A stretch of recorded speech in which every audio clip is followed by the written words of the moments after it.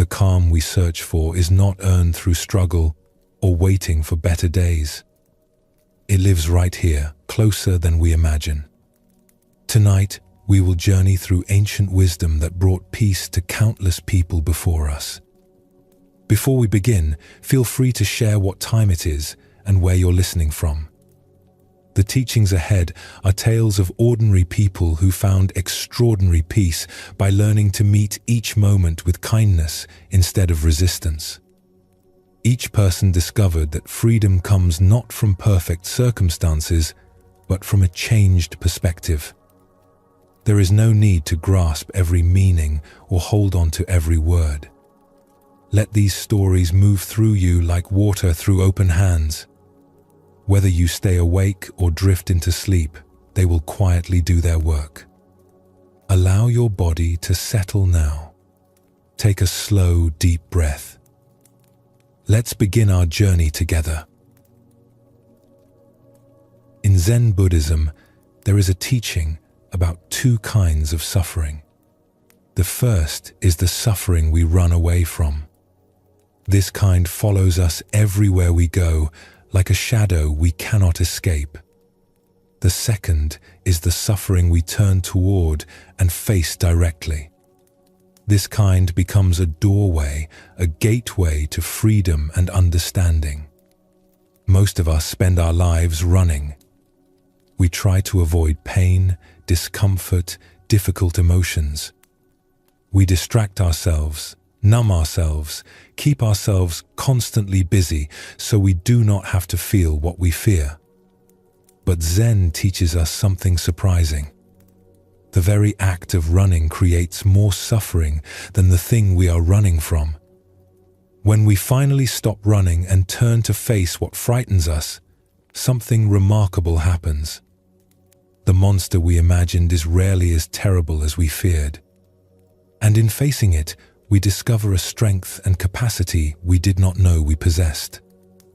Let us explore a story that shows this teaching in action.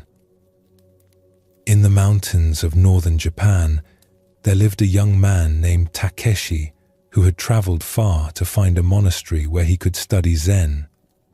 He had heard stories of a teacher named Master Hakuin who lived in a remote temple, a man known for his directness and the depth of his realization. The journey took Takeshi many days. He walked through forests where ancient cedar trees blocked out the sun. He crossed streams swollen with spring snowmelt.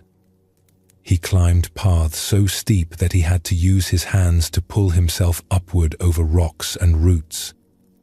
Finally, exhausted and travel-worn, Takeshi arrived at the monastery gates just as the sun was setting. The temple was simple, built of weathered wood that had turned silver with age. He could hear the evening chanting from inside, the low voices of monks reciting sutras. When the chanting ended, Takeshi knocked on the great wooden door. It opened to reveal an elderly monk with a face like cracked leather, eyes bright and alert, despite his obvious age. "I have come to study with Master Hakuin," Takeshi said, bowing deeply. "I wish to learn the way of Zen." The old monk studied him for a long moment. Then he smiled, though there was something slightly unsettling in that smile. "Welcome," the monk said. "I am Hakuin. Before you enter, I must ask you one question. Are you afraid to suffer?" Takeshi felt confused by this strange greeting. He had expected questions about his sincerity or his background, not this blunt inquiry about suffering. "I'm not sure what you mean, Master." Hakuin's eyes twinkled with something like amusement. "It's a simple question. Are you afraid to suffer?" "I suppose everyone is afraid of suffering," Takeshi answered carefully. The master nodded. "True enough. But there are two kinds of suffering, young man. The first is the kind you run away from. It follows you everywhere, grows larger the more you flee, becomes your constant companion even in your dreams. He paused, looking at Takeshi with great intensity. The second kind is the suffering you turn toward and face directly. You sit with it, breathe with it, allow it to be exactly what it is without fighting.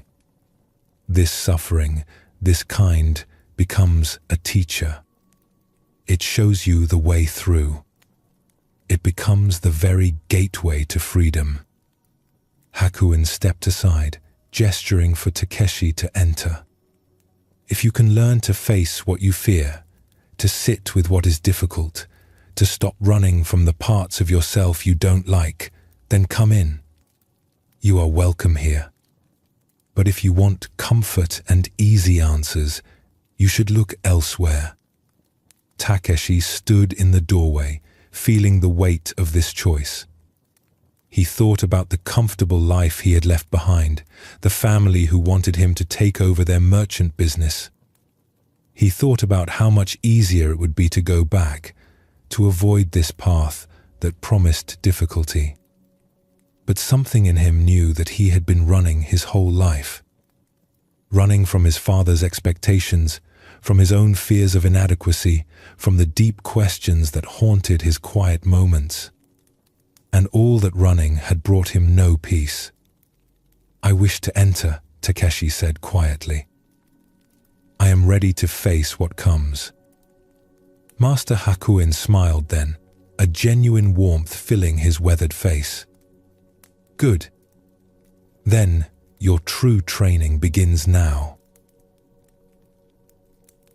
This story shows us the choice we all face. We can spend our lives avoiding difficulty, running from pain, hiding from the parts of ourselves we find uncomfortable. Or we can choose the path Takeshi chose, the path of turning toward our experience with courage and honesty. In Zen practice, this is not about seeking out suffering or making life harder than it needs to be. It is about changing our relationship with the difficulties that naturally arise. When we stop bracing against pain, when we stop fleeing from discomfort, we discover that we are much stronger and more capable than we imagined. The suffering we face directly loses its power over us. Like a wave that looks terrifying from a distance but can be ridden skillfully once we engage with it, our fears and pains become manageable when we stop running from them. Take a gentle breath now. Feel your body resting, supported and safe. Notice if there are any places of tension or holding. You do not need to fix them or make them go away. Simply acknowledge them with the same kind acceptance you might offer a friend. Zen Buddhism teaches us that emotions are like weather patterns moving through the vast sky of our awareness. They arise, they stay for a time, and they pass. Anger comes like a sudden storm. Sadness drifts in like fog. Joy bursts forth like sunshine breaking through clouds. But none of them last forever, and none of them define who we truly are. The problem comes when we identify with our emotions, when we believe that we are our anger, or our sadness, or our fear. Then we get caught up in the storm, tossed about by winds we think we cannot control. But there is another way. We can learn to witness our emotions, to create space around them, to see them as temporary visitors rather than permanent residents. This does not mean suppressing our feelings or pretending they do not exist. It means making room for them, acknowledging them, and allowing them to move through us naturally. Let us return to our story of Takeshi to see how this teaching unfolded in his experience. Takeshi settled into life at the monastery. The days followed a strict rhythm. Rising before dawn, sitting in meditation while darkness still filled the hall. Chanting sutras as the first light touched the mountains. Working in the garden, sweeping the paths, preparing simple meals. more meditation in the afternoon and evening. Then sleep on a thin mat in a small room barely large enough to lie down. For the first few weeks, Takeshi found a kind of peace in this simple routine. Away from the complications of his former life, surrounded by the quietness of the monastery, he felt calm and centered. But then something unexpected began to happen.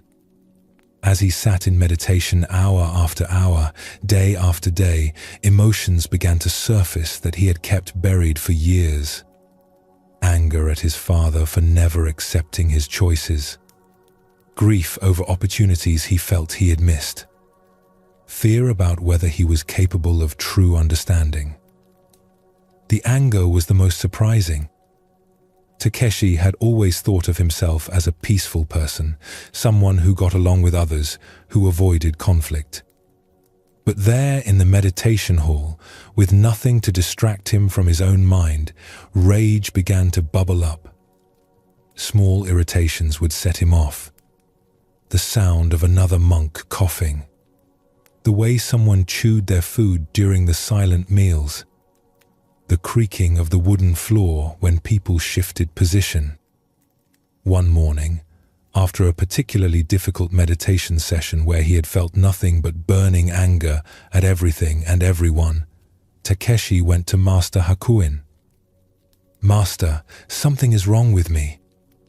I came here to find peace, but instead I am filled with anger.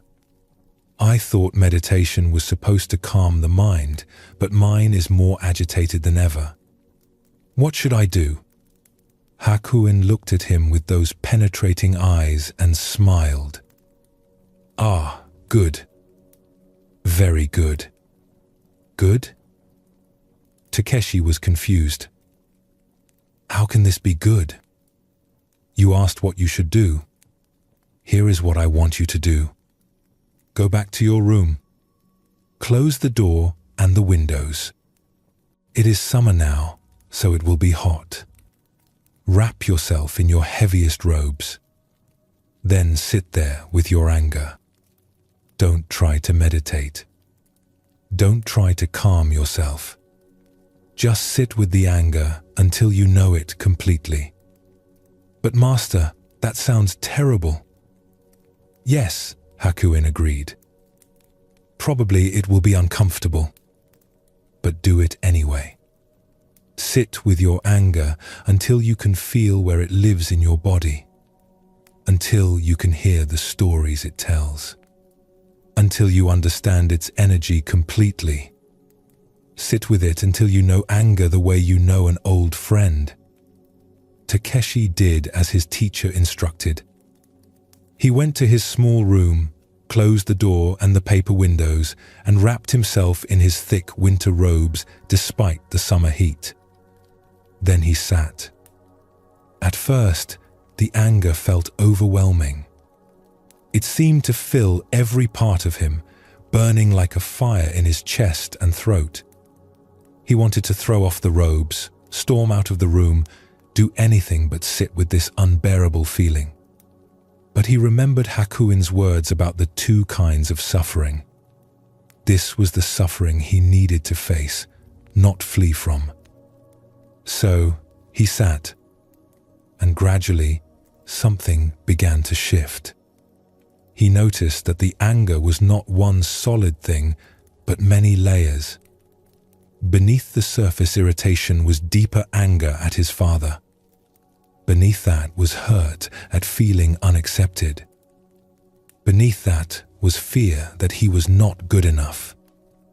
He felt where the anger lived in his body.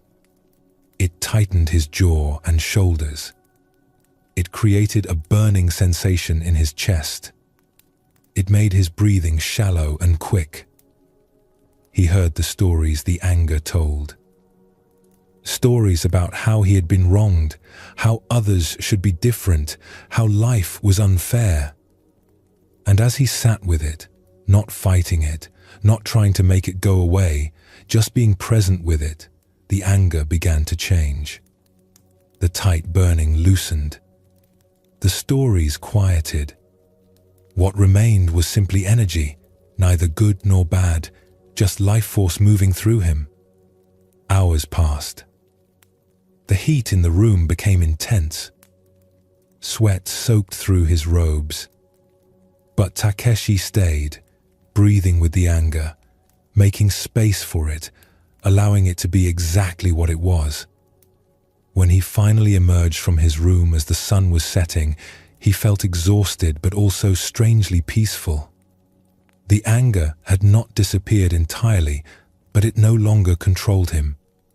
He had learned that he could be with it, that he did not have to run from it or be overwhelmed by it.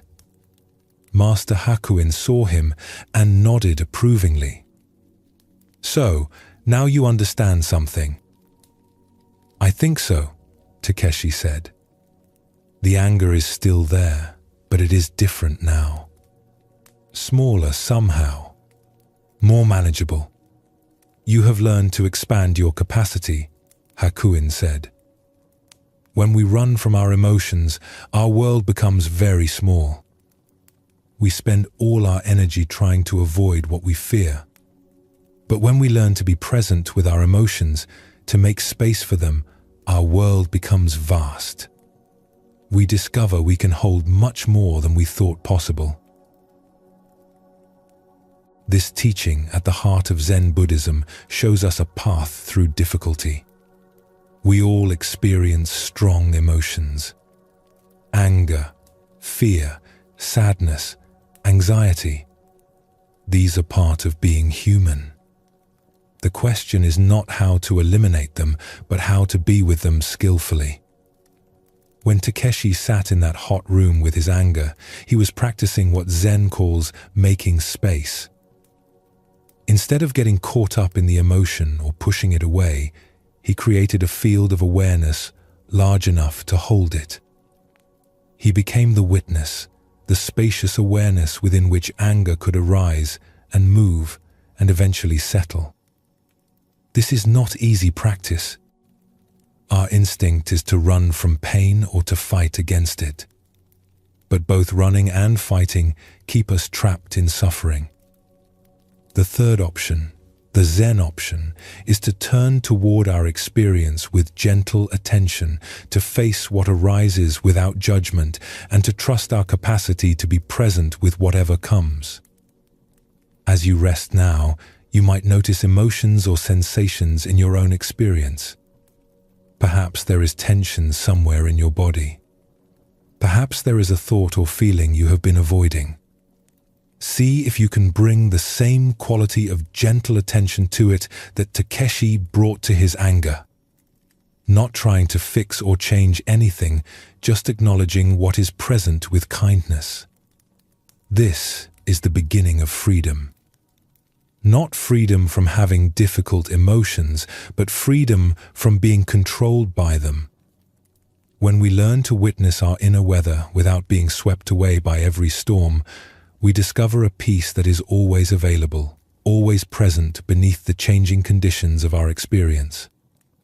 The path of Zen invites us to stop running, to face what is here, and to discover in that facing the very gateway to freedom that Master Hakuin spoke of.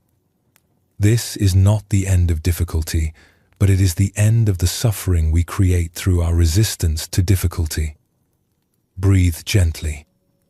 Rest in this understanding. You are learning to be present for your own life, and in that presence, peace naturally arises. There is another dimension to this teaching about acceptance that Zen Buddhism offers us.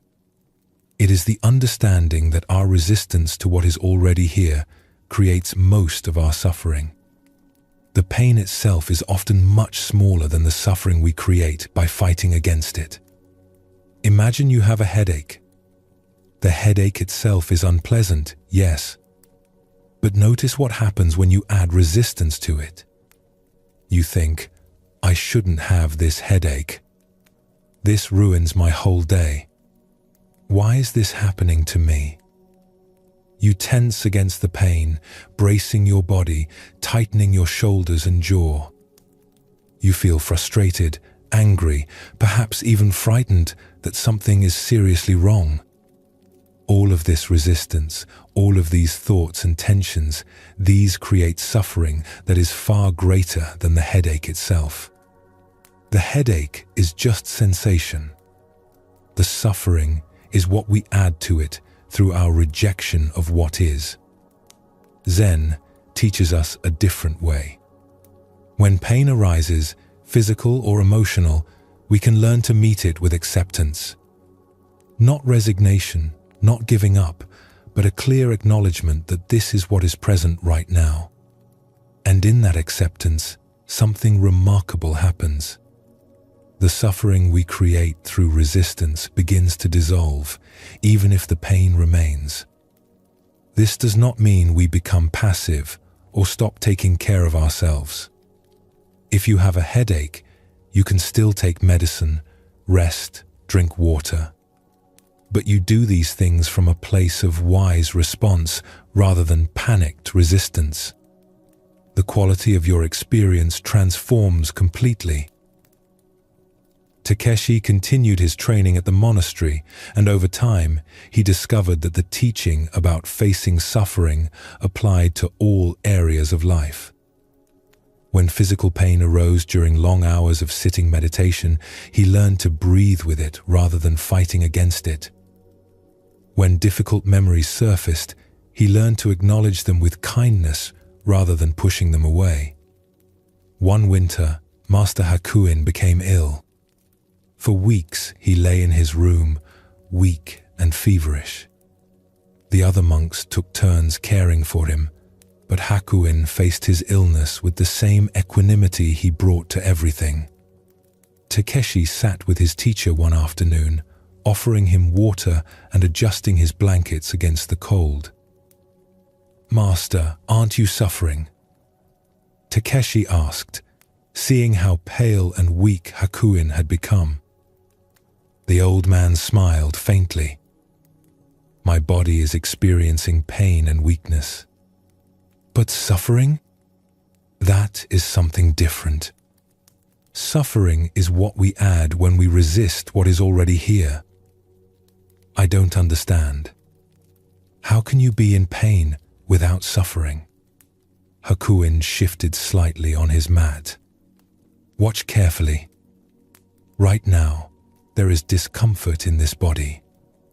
Fever, aches, weakness. These sensations are present. But I am not fighting against them. I am not thinking this should not be happening. I am not imagining a catastrophic future. I am simply here, breathing with what is." He closed his eyes for a moment, then opened them again. "When I was younger, I fought against every discomfort. A small pain would become great suffering because I added so much resistance to it. But through practice, I learned to let experience be what it is. The pain is still here, but the suffering I used to create around it has dissolved." Takeshi sat quietly, absorbing these words. He realized that his teacher was demonstrating the very teaching he had offered on that first evening. This illness was the suffering Hakuin was facing, not fleeing from. And in that facing, he had found a kind of peace that existed even in the midst of physical difficulty. This is one of the most profound gifts of Zen practice. We learn that we have much more capacity than we realized. The things we thought we could not bear, the emotions we believed would destroy us, the difficulties we feared would overwhelm us, all of these can be met with awareness and acceptance. This does not happen overnight. It is a gradual training, like strengthening a muscle through gentle, consistent practice. Each time we choose to face rather than flee, each time we create space for our experience rather than fighting against it, we expand our capacity a little more. And something else happens too. As we learn to be present with our own suffering, we naturally develop compassion for the suffering of others. We see that everyone is struggling with something. Everyone is carrying burdens. Everyone is doing their best to navigate the difficulties of being human. This understanding softens us. It makes us kinder, more patient, more willing to offer understanding rather than judgment. The same acceptance we learn to bring to our own experience begins to flow outward toward all beings. Master Hakuin recovered from his illness that winter, and Takeshi remained at the monastery for many years, deepening his practice, learning again and again to face what arose with courage and acceptance. Eventually, he became a teacher himself, offering to his own students the same wisdom that Hakuin had offered him on that first evening at the monastery gates. The teaching remained the same. There are two kinds of suffering. The kind you run from, which follows you everywhere, and the kind you face, which becomes a doorway to freedom. As you rest now, feel the natural rhythm of your breathing. Notice that breath comes and goes without effort, without struggle. You do not have to force air into your lungs or push it out. Your body knows how to breathe. It accepts each inhalation, releases each exhalation, flows with the natural rhythm of life. This is the quality of acceptance that Zen practice cultivates. Not forced, not passive, but a natural flowing with what is. When we stop fighting against our experience, when we release our grip on how we think things should be, we discover that life knows how to move through us just as breath knows how to flow. This is the peace that lives at the heart of Zen Buddhism. Not the peace of having everything go our way, but the peace of being able to meet whatever comes with an open heart and a steady mind.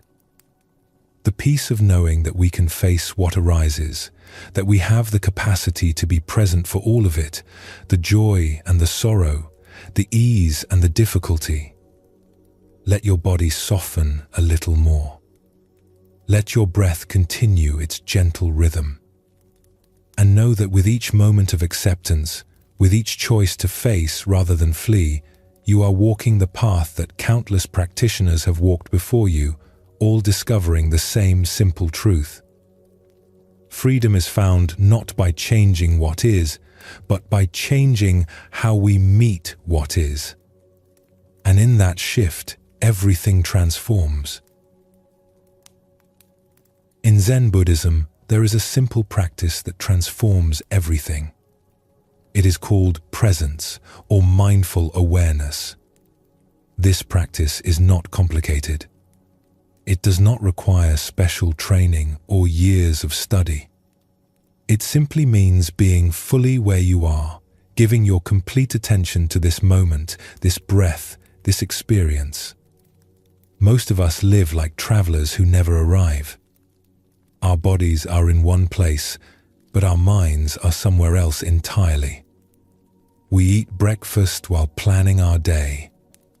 We walk through beautiful scenery while worrying about tomorrow. We talk with loved ones while thinking about what we need to do later. We spend our lives half present, half distracted, and then wonder why nothing feels quite satisfying.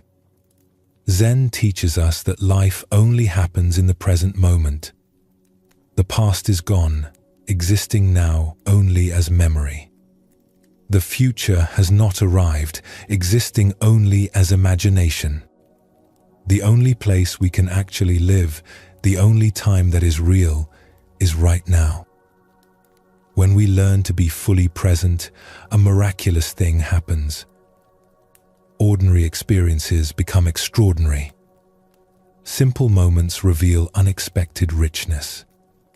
We discover that the peace and satisfaction we have been seeking is not hiding in some future moment, but available right here in the completeness of now. Let us explore a story that shows how this teaching unfolded in the life of a traveling merchant. In the coastal villages of old Japan, there lived a tea merchant named Ichiro. His work required him to travel constantly from village to village, selling the fine teas he sourced from mountain plantations.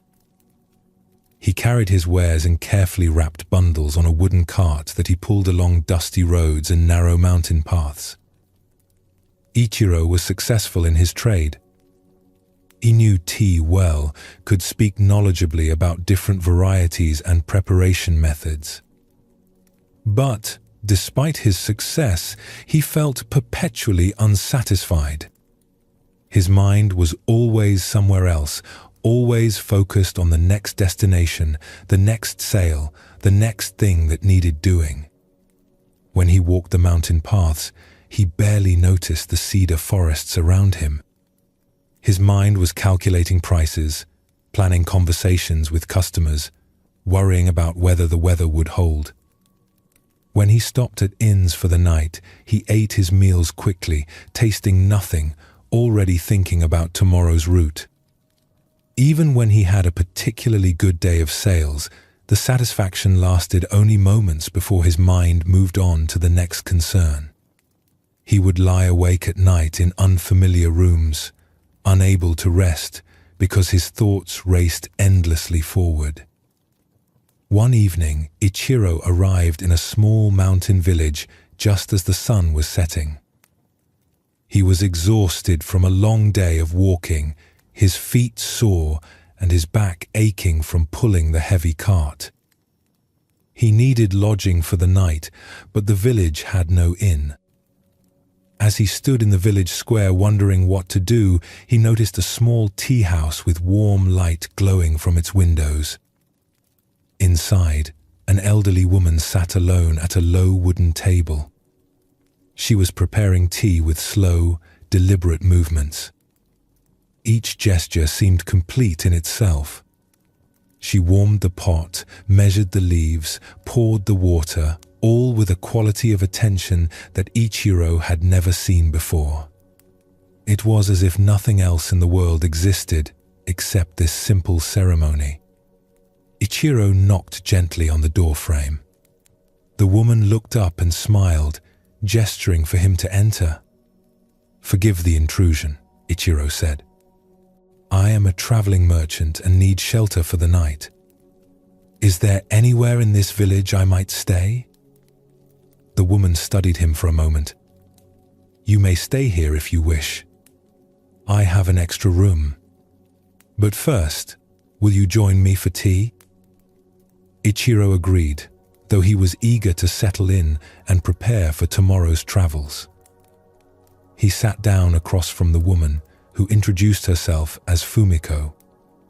"I am a tea merchant," Ichiro said, settling onto the cushion. "I have teas from all over the region. Perhaps you would like to see my collection? I have some very rare varieties that you might enjoy." Fumiko smiled gently and continued her slow preparations. "Thank you for your kind offer. But first, let us drink this simple tea I have already prepared. It is nothing special, just ordinary green tea. But please, share it with me." She poured tea into 2 small clay cups and placed one before Ichiro. Then she lifted her own cup and took a slow, appreciative sip. Her eyes closed for a moment and a look of deep contentment crossed her face. Ichiro lifted his cup and drank quickly, ready to comment on the quality and offer his professional assessment. But before he could speak, Fumiko asked quietly, "What did you taste?" The question surprised him. "Well, it is green tea. Reasonable quality, though I have much finer varieties in my cart. The leaves could have been picked earlier in the season for a more delicate flavor, and the water temperature seems a bit high, which brings out some bitterness." Fumiko nodded. "I see. But I did not ask you to analyze or judge the tea. I asked what you tasted." Ichiro felt confused. "I just told you. It is green tea with some bitterness from the water being too hot." "No," Fumiko said gently. You told me your thoughts about the tea, your comparisons, your judgments, your professional opinions. But what did you actually taste? Right now, in your mouth, what sensations are present? Ichiro paused. No one had ever asked him to drink tea this way before. He lifted the cup again and took another sip, this time trying to focus on the actual experience rather than his analysis of it. He noticed the warmth spreading across his tongue, the slight astringency that made his mouth feel dry, a hint of sweetness that appeared after the initial bitterness faded, an earthy quality that reminded him somehow of morning mist over mountain forests. I tasted warmth, he said slowly. Bitterness and then sweetness. Something earthy and alive. Fumiko's face brightened. Yes. Now you tasted the tea. Not your thoughts about the tea, but the tea itself. She poured him another cup. Try again. This time, also notice what it feels like to hold the warm cup in your hands. Notice the sensation of swallowing. Pay attention to the steam rising from the surface. Ichiro spent the next hour drinking tea with a level of attention he had never brought to anything before. Each sip became a small meditation. He noticed how his breathing naturally slowed when he focused completely on the present moment. His racing thoughts settled into quiet appreciation for what was actually happening right now. This is remarkable, he said finally. I have been selling tea for 20 years, but I do not think I have ever truly tasted it before. Fumiko smiled. Most people spend their whole lives this way. Eating without tasting, walking without seeing, listening without hearing. They are so busy thinking about experience that they miss the direct experience itself. She refreshed his cup once more. You said you are a tea merchant, always traveling.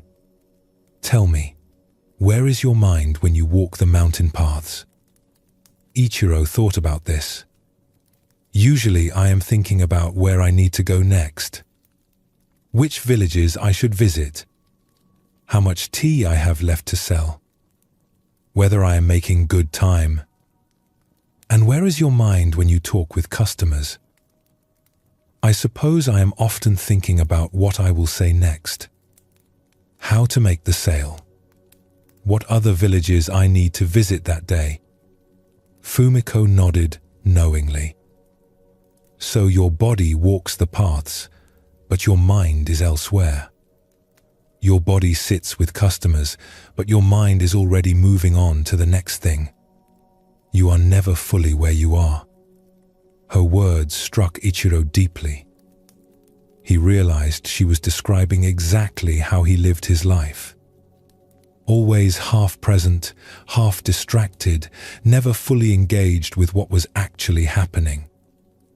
Is there another way? He asked. There is a very old way, Fumiko said. It is the way of presence, of being completely where you are, giving your full attention to what is happening right now. When you walk, just walk. When you drink tea, just drink tea. When you talk with someone, really listen, really be there. She looked at him with kind eyes. This is not complicated.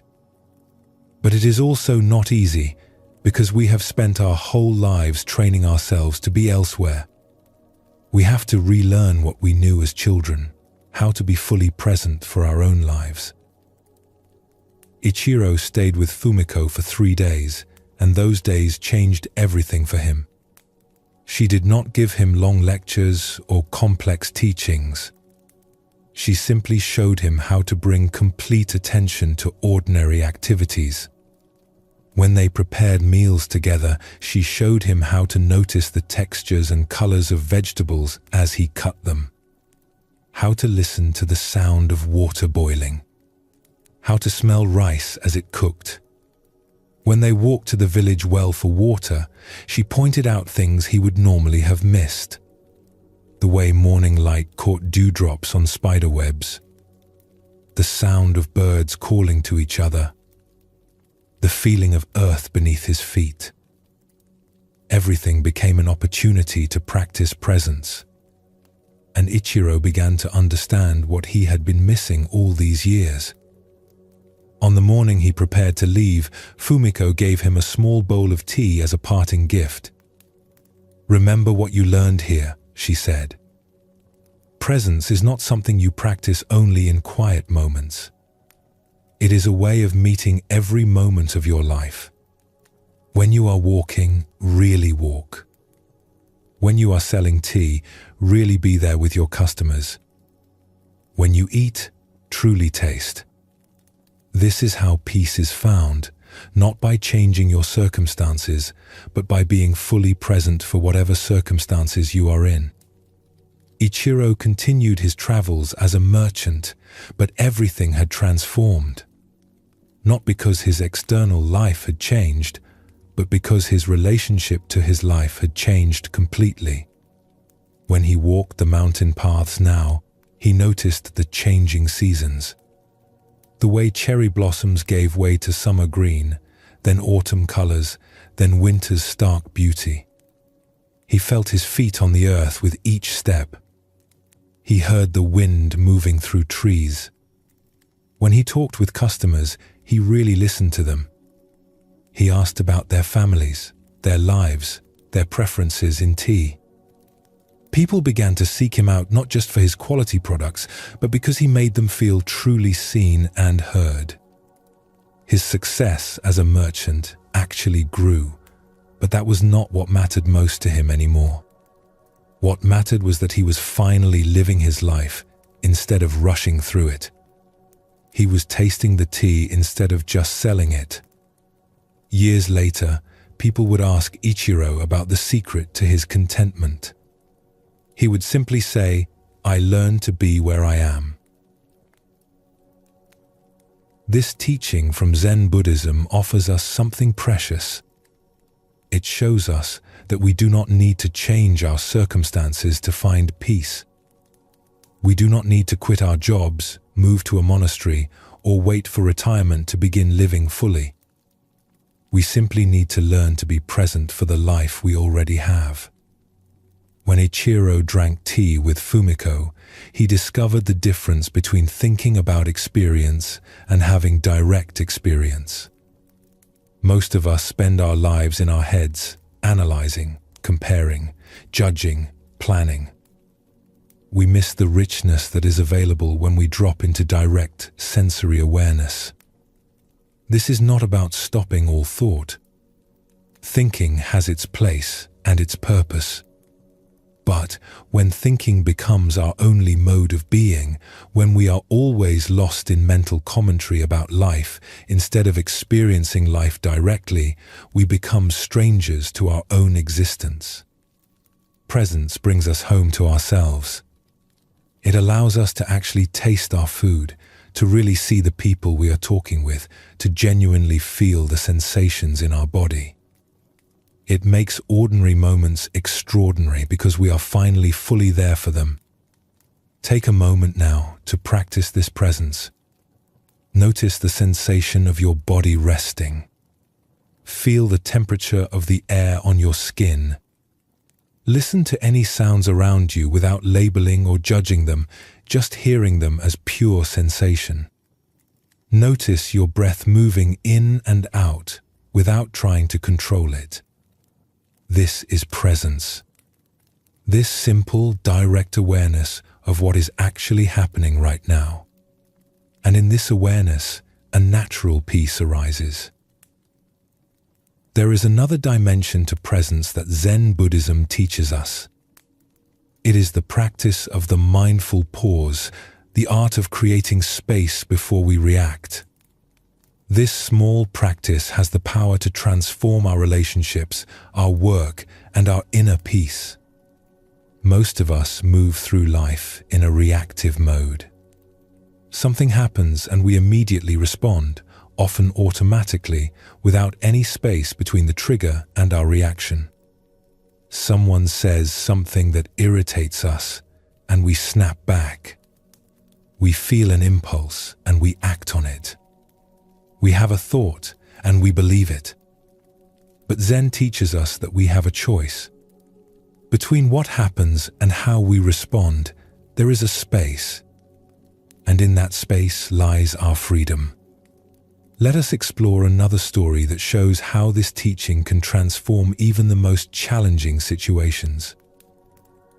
In a village near a wide river, there lived a ferryman named Katsuro who transported people and goods across the water. He was strong and skilled at his work, but he was known throughout the village for his terrible temper.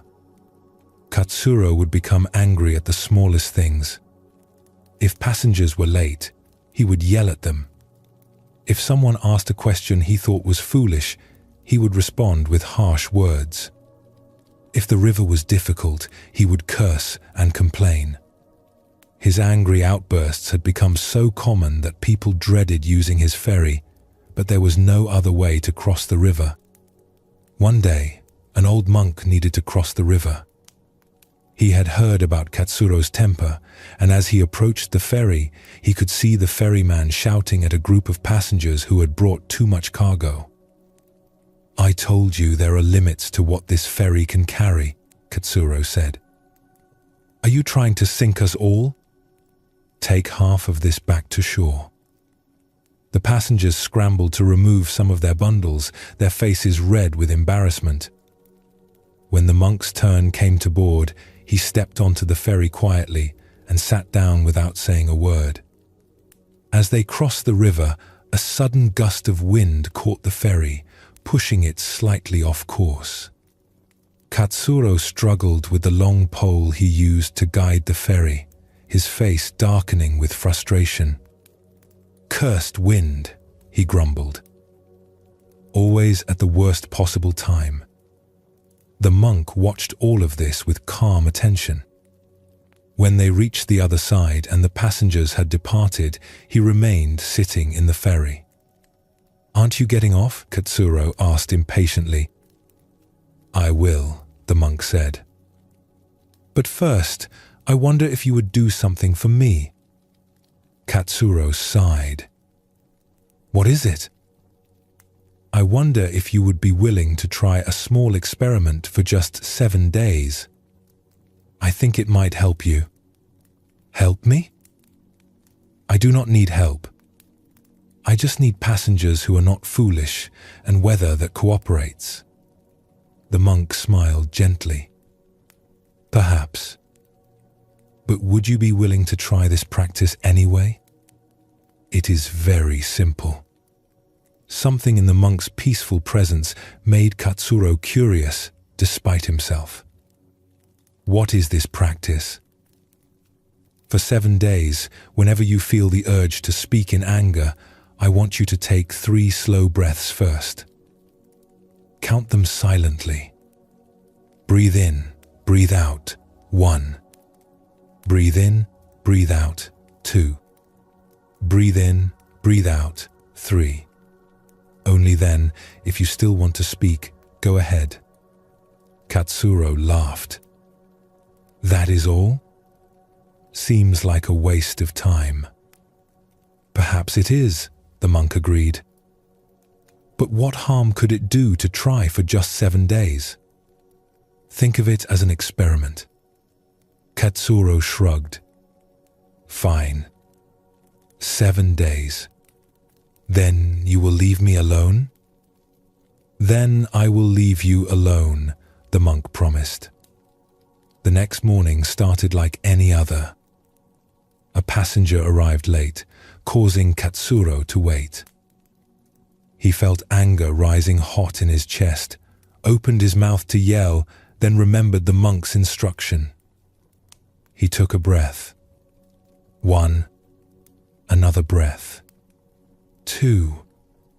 A third breath. 3. By the time he finished the 3 breaths, something had shifted. The anger was still there, but it felt less urgent, less overwhelming. He found himself saying calmly, "Please try to arrive on time tomorrow." When one person is late, everyone else must wait.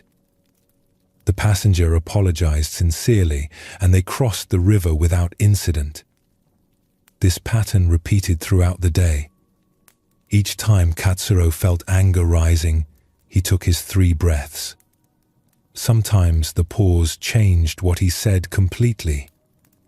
Sometimes he still spoke sternly, but without the harsh edge that usually colored his words. And sometimes he realized that what had seemed so important to say was not worth saying at all. By the 3rd day, something remarkable was happening. Katsuro found that he was not getting angry as often.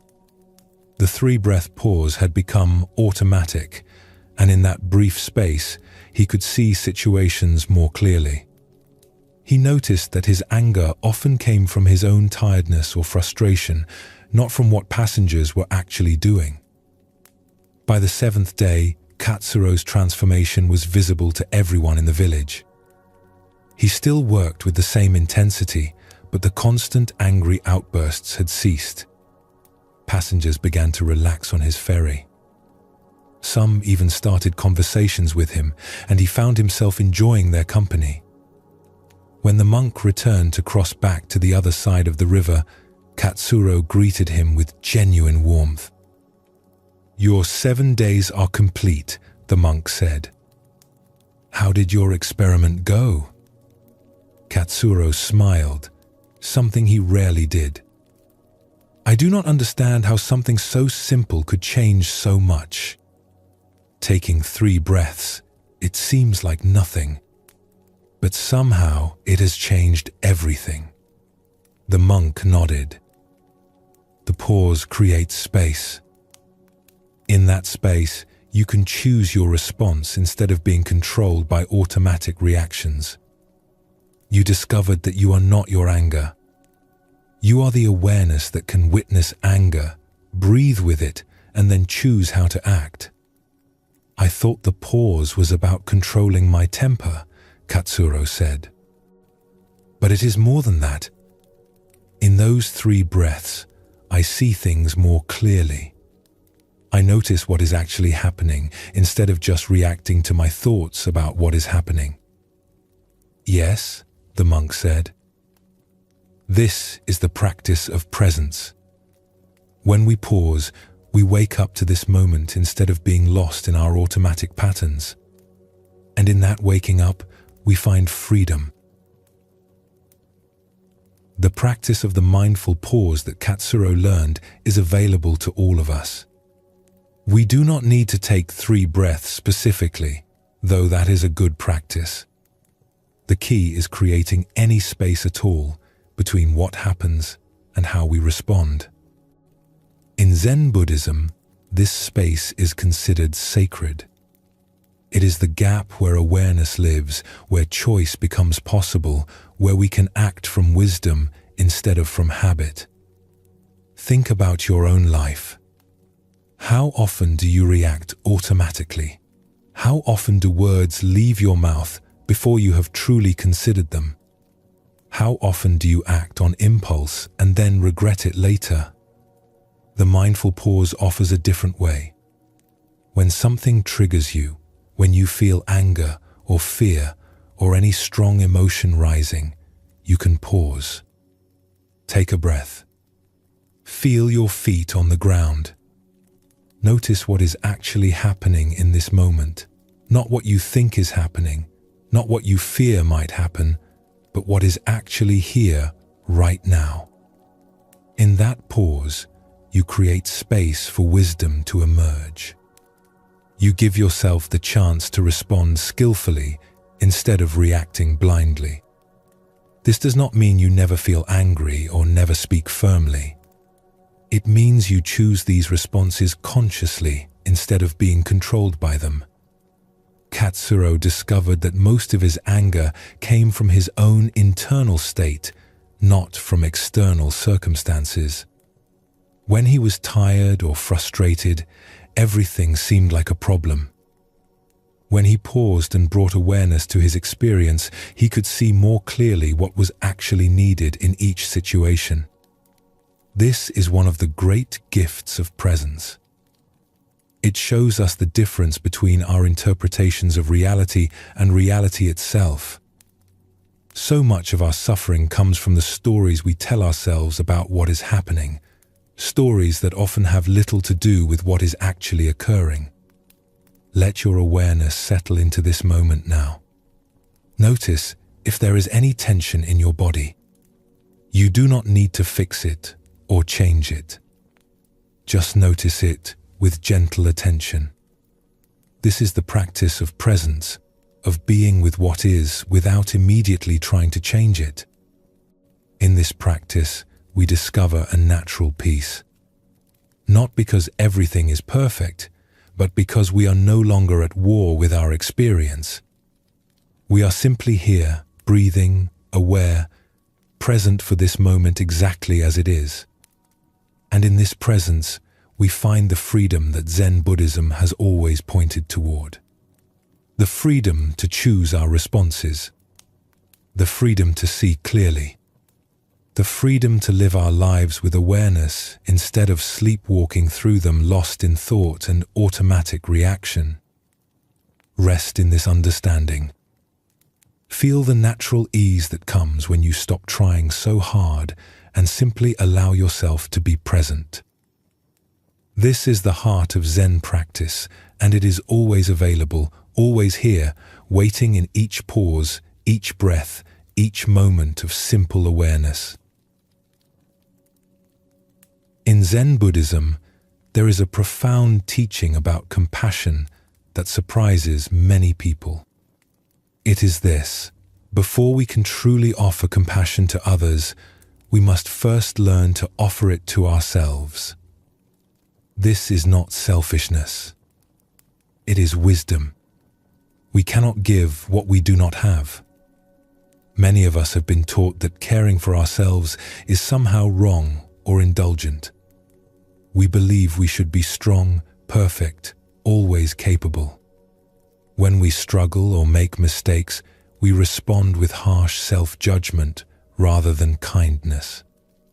We speak to ourselves in ways we would never speak to a friend. This inner harshness creates suffering that ripples outward into all our relationships. When we are at war with ourselves, we bring that war energy into the world. When we judge ourselves mercilessly, we tend to judge others harshly too. But Zen shows us another way. When we learn to hold our own struggles with gentleness, when we meet our imperfections with understanding rather than criticism, something beautiful happens. This kindness naturally extends outward. The compassion we cultivate for ourselves becomes compassion for all beings. Let us explore a story that shows how this teaching transformed the practice of a devoted student. In a mountain monastery known for its rigorous meditation practice, there lived a young nun named Akiko. She had come to the monastery with great dedication, determined to achieve enlightenment through sheer force of will and discipline. Akiko pushed herself harder than any other student. She would rise at 2 a.m, an hour before the wake-up bell, to begin her meditation. She would sit longer than required, often until her legs went completely numb and pain shot through her knees and back. During meals, she would eat quickly, barely tasting her food, seeing eating as a necessary interruption to her practice. When her mind wandered during meditation, Akiko would berate herself internally. Focus. Stop being so weak and undisciplined. The other students can do this easily. What is wrong with you? When she felt drowsy, she would dig her fingernails into her palms to stay alert, considering sleepiness a moral failure. After 6 months of this punishing routine, Akiko was more miserable than when she arrived. Her body was thin from skipping meals to meditate longer. Her mind was exhausted from constant self-criticism. Her heart felt heavy with shame about her perceived failures. Instead of peace, she had found only more suffering. One morning, after a particularly difficult meditation session where she had attacked herself mentally for every wandering thought, Akiko went to the monastery's small garden. She sat beneath a cherry tree and cried, feeling like a complete failure as a spiritual student. Master Setsuko, the monastery's elderly teacher, happened to be walking through the garden. She saw Akiko's distress and sat down quietly beside her on the stone bench. "Tell me about your practice," Master Setsuko said gently. Through her tears, Akiko described her rigorous schedule, her constant self-criticism, and her disappointment in her lack of progress. "I try so hard," she sobbed, "but I am just not good enough. I will never be able to meditate like the other students. Maybe I should just give up." Master Setsuko listened in compassionate silence. When Akiko finished, the teacher pointed to a small bird that had landed near their feet. The bird was pecking at the ground, searching for seeds. "Watch this little bird," Master Setsuko said. "See how naturally it moves. It does not criticize itself for not finding food quickly enough. It does not compare itself to other birds.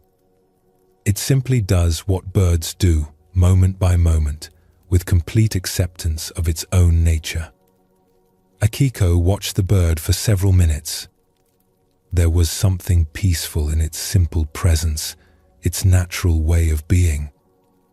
"Now," Master Setsuko continued, "imagine if this bird spent its time telling itself it was a terrible bird, that it should fly better or sing more beautifully. What would happen to its natural ability to find food and shelter? What would happen to its joy in simply being a bird?" Akiko understood immediately. It would be too busy criticizing itself to do what it naturally knows how to do. Master Setsuko nodded. "You came here to learn peace and compassion. But the first place to practice these qualities is with yourself. How can you offer kindness to others if you show nothing but harshness to your own heart? How can you find peace in meditation if you are at war with your own mind?" The teacher's voice was filled with gentle warmth. The path to awakening is not about becoming perfect. It is about becoming kind. First to yourself, then to all beings. Your mind will wander during meditation. That is what minds do. The practice is not to stop this wandering, but to notice it with the same gentle affection you would show a beloved child who gets distracted while learning to walk. From that day forward, Akiko changed her entire approach to practice. Instead of commanding her mind to focus, she would gently invite it back to the breath. Instead of criticizing wandering thoughts, she would acknowledge them with simple phrases like thinking or planning, and return to her meditation with kindness.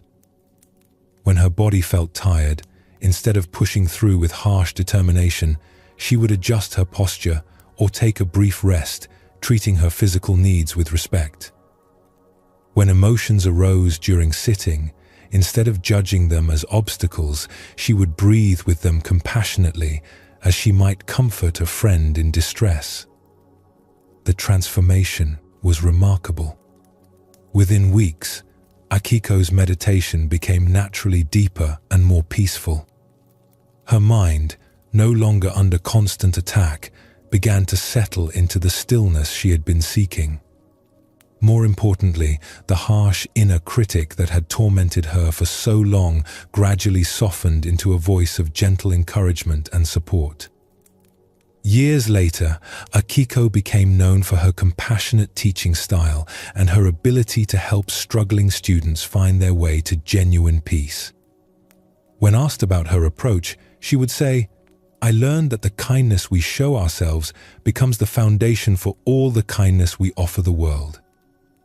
We cannot give what we do not have, and we cannot find peace through war, even when that war is with ourselves.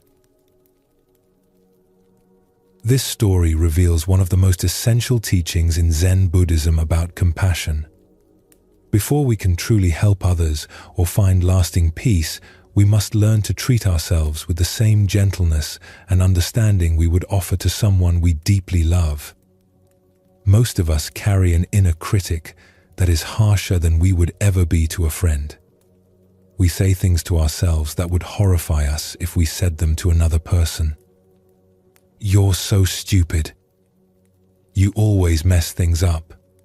You'll never be good enough. This internal violence prevents us from accessing our natural wisdom and peace. Akiko's journey shows us that self-compassion is not self-indulgence or making excuses for laziness. It is the recognition that we learn and grow more effectively in an atmosphere of kindness than in an atmosphere of constant judgment.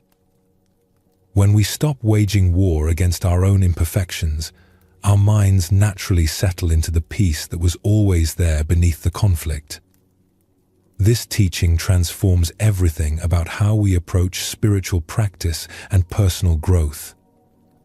Instead of trying to force ourselves into enlightenment through harsh discipline, we create the conditions for awakening through gentle persistence and loving patience.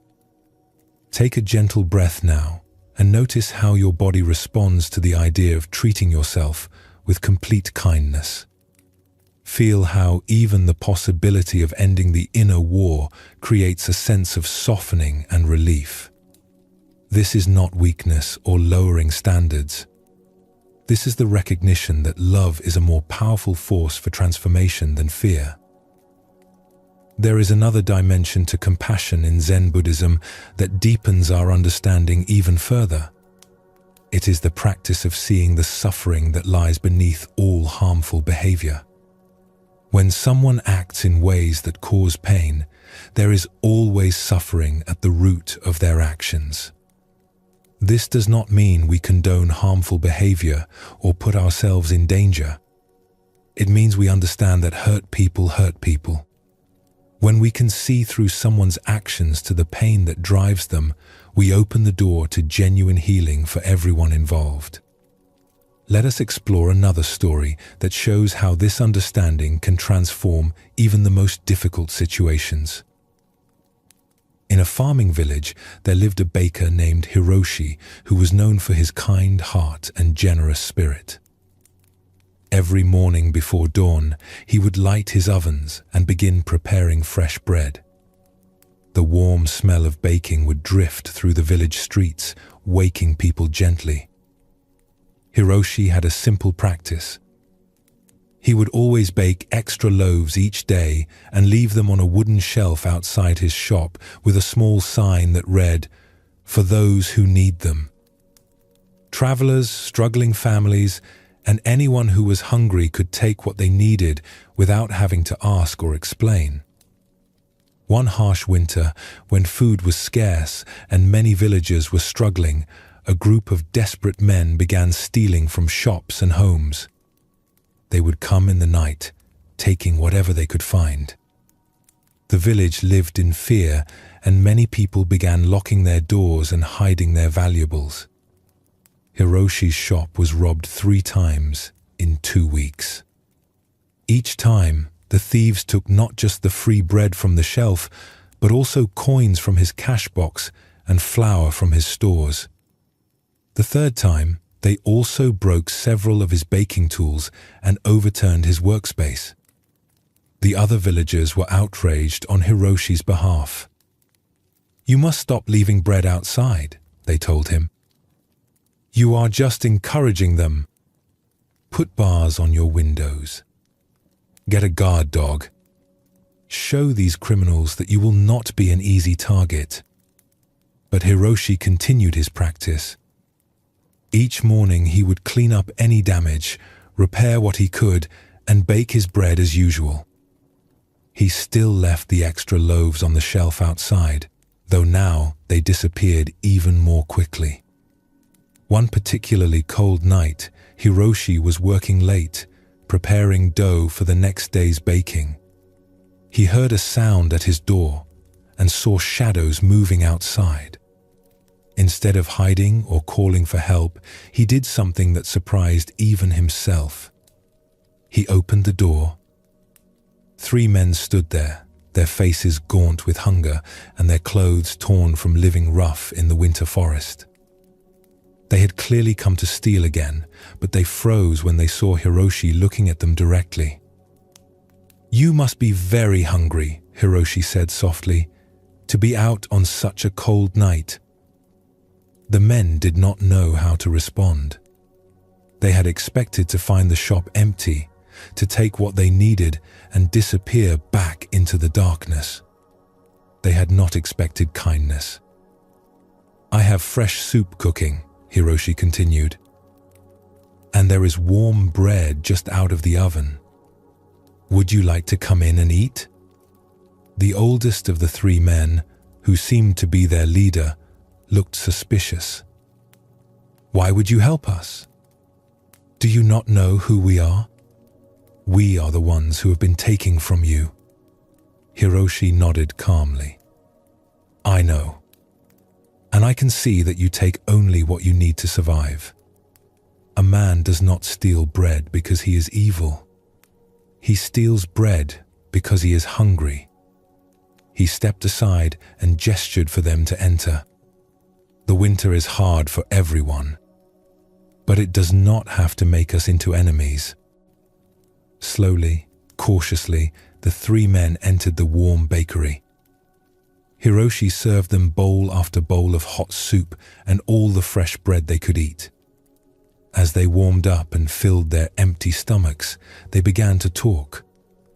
They had all lost their livelihoods when the local mine closed.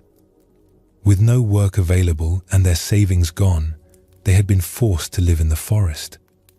They had tried asking for help, but the villagers chased them away. Stealing seemed like their only option for survival. "We never wanted to hurt anyone," the youngest one said, his eyes filling with tears. "We just did not want to starve." Hiroshi listened to their story with deep attention. When they finished eating, he made an offer that astonished them. "I could use help with the early morning baking," he said. "The work is hard and the hours are long, but there is always enough food and a warm place to sleep in the room above the shop. If you are willing to work, you are welcome to stay." The 3 men looked at each other in disbelief. They had come to steal from this man, and he was offering them jobs and shelter. The oldest man shook his head slowly. "Why would you trust us? We have robbed you multiple times." Hiroshi smiled gently. "Because I believe that people do better when they are given the chance to do better.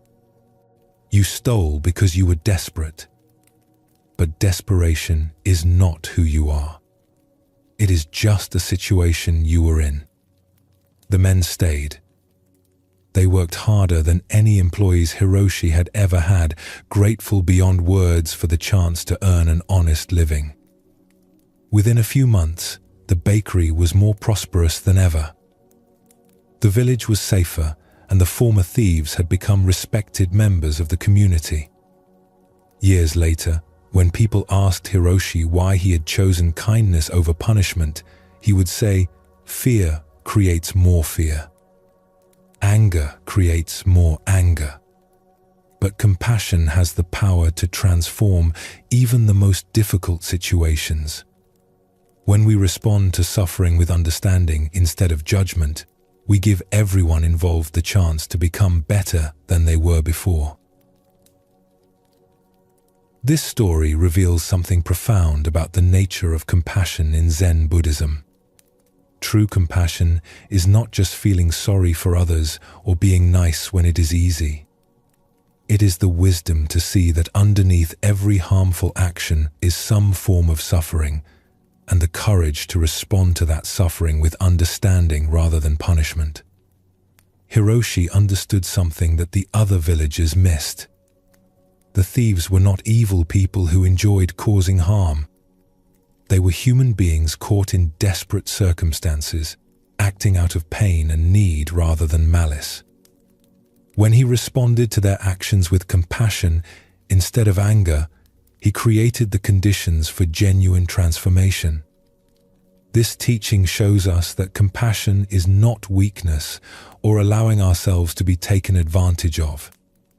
It is a powerful force that can change situations that seem hopeless.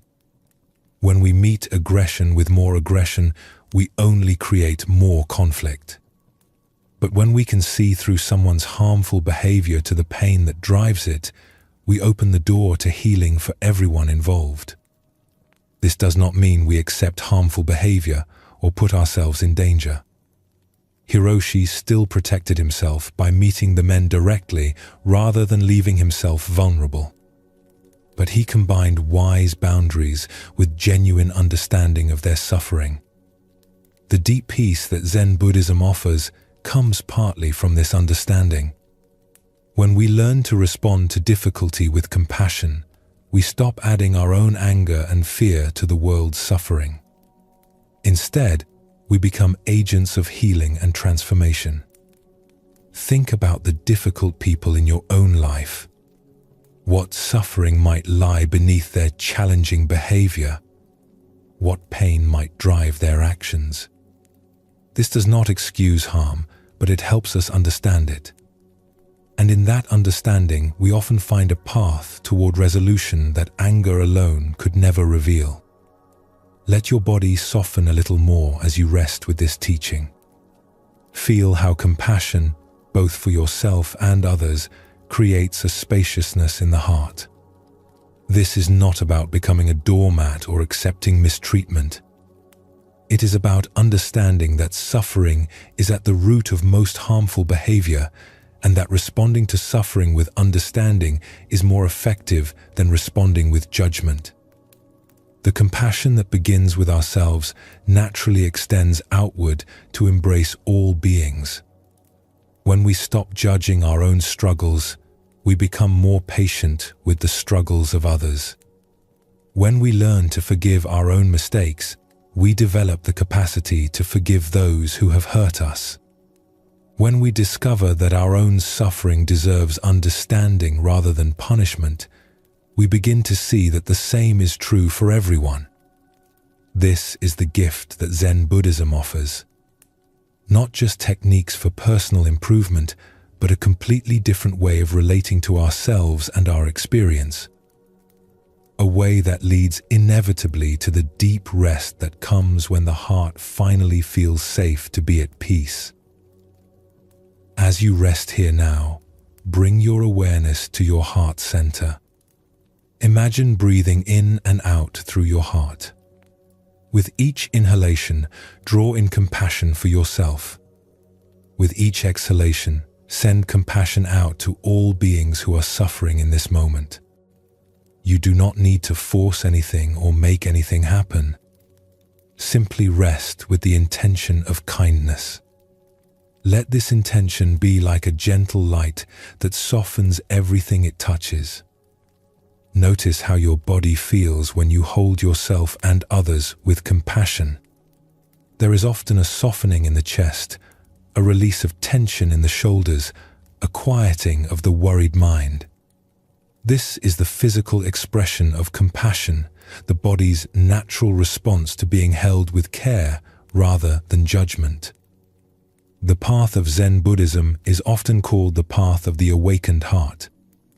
This awakening is not just about understanding concepts or achieving certain states of consciousness.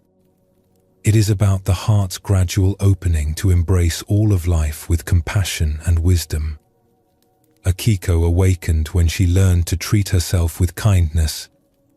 Hiroshi embodied this awakening when he offered food and shelter to those who had harmed him. Both discovered that compassion is not something we have to create from nothing. It is our natural state when the barriers of fear and judgment are removed. Rest in this knowing. Let the barriers soften. Allow compassion to flow naturally, first toward yourself, then outward to embrace all beings. This is the path of Zen, and it begins right here, right now, with this gentle breath and this open heart. In Zen Buddhism, there is a teaching that seems paradoxical at first.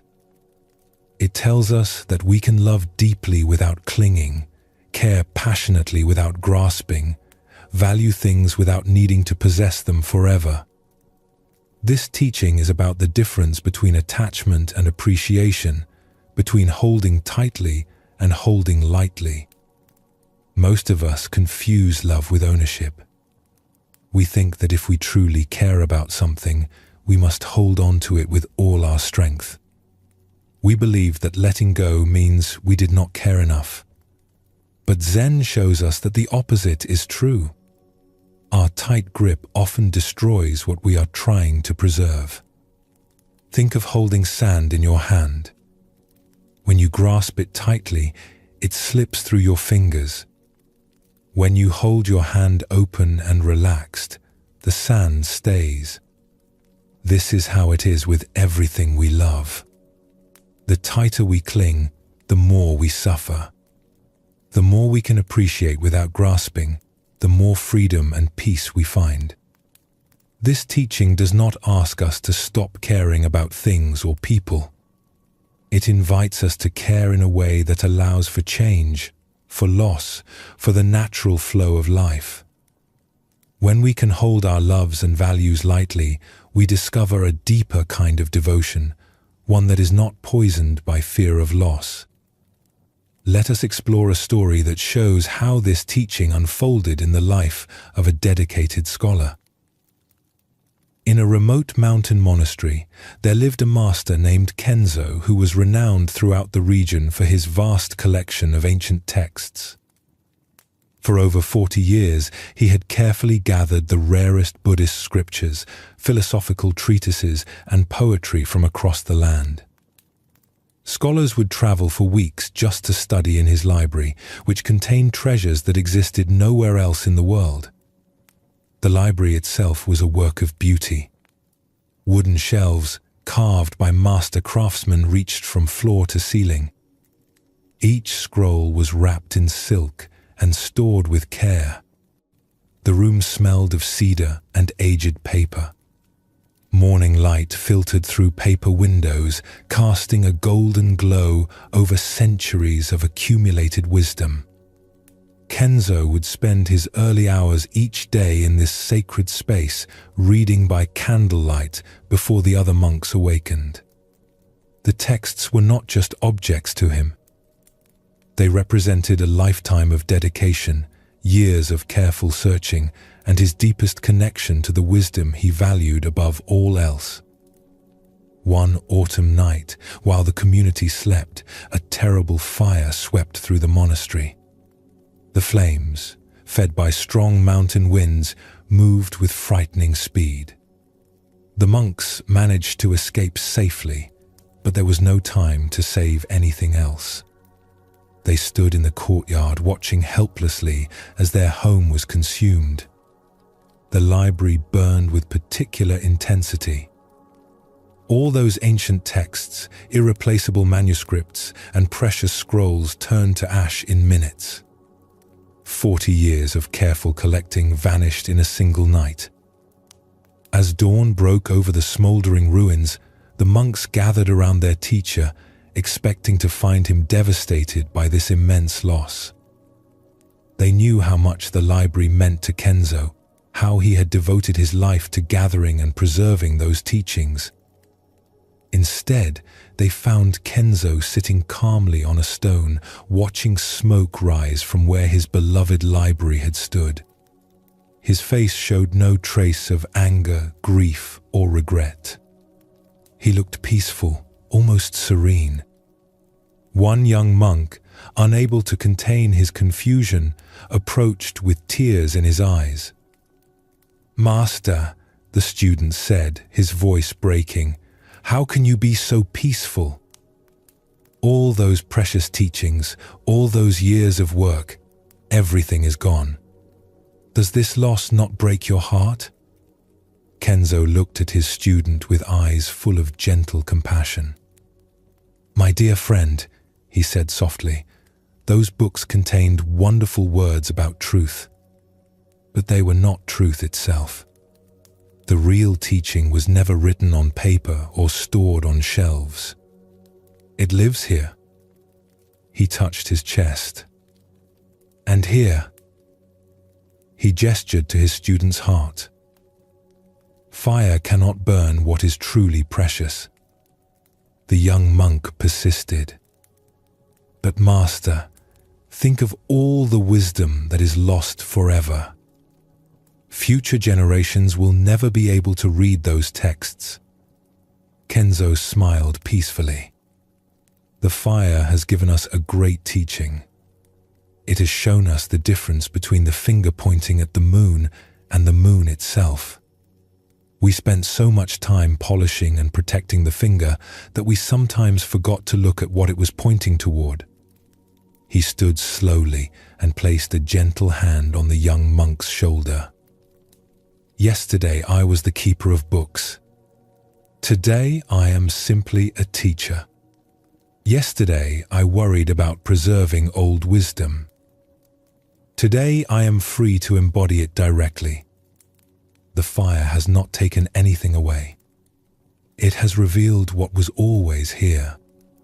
Over the following days, as the community began rebuilding, something remarkable happened. Without the distraction of managing and protecting his vast collection, Kenzo's teaching became more direct and powerful than ever before. Students who had traveled expecting to study ancient texts instead encountered a living embodiment of the wisdom those texts had tried to capture. The master had discovered that his attachment to preserving wisdom had, in subtle ways, prevented him from fully expressing it. The fire had freed him from being a curator of truth and allowed him to become truth itself. This story illuminates something profound about the nature of attachment in Zen practice. True acceptance is not about liking what happens to us. Kenzo did not celebrate the fire or pretend he was happy about losing his library. Instead, he accepted the reality of what had occurred and opened himself to whatever wisdom it might contain. In Zen, we learn that resistance to what has already happened is the source of our deepest suffering. We waste precious energy fighting battles that were already won or lost. When we stop this futile struggle against reality, we discover an inner freedom that no external circumstance can touch.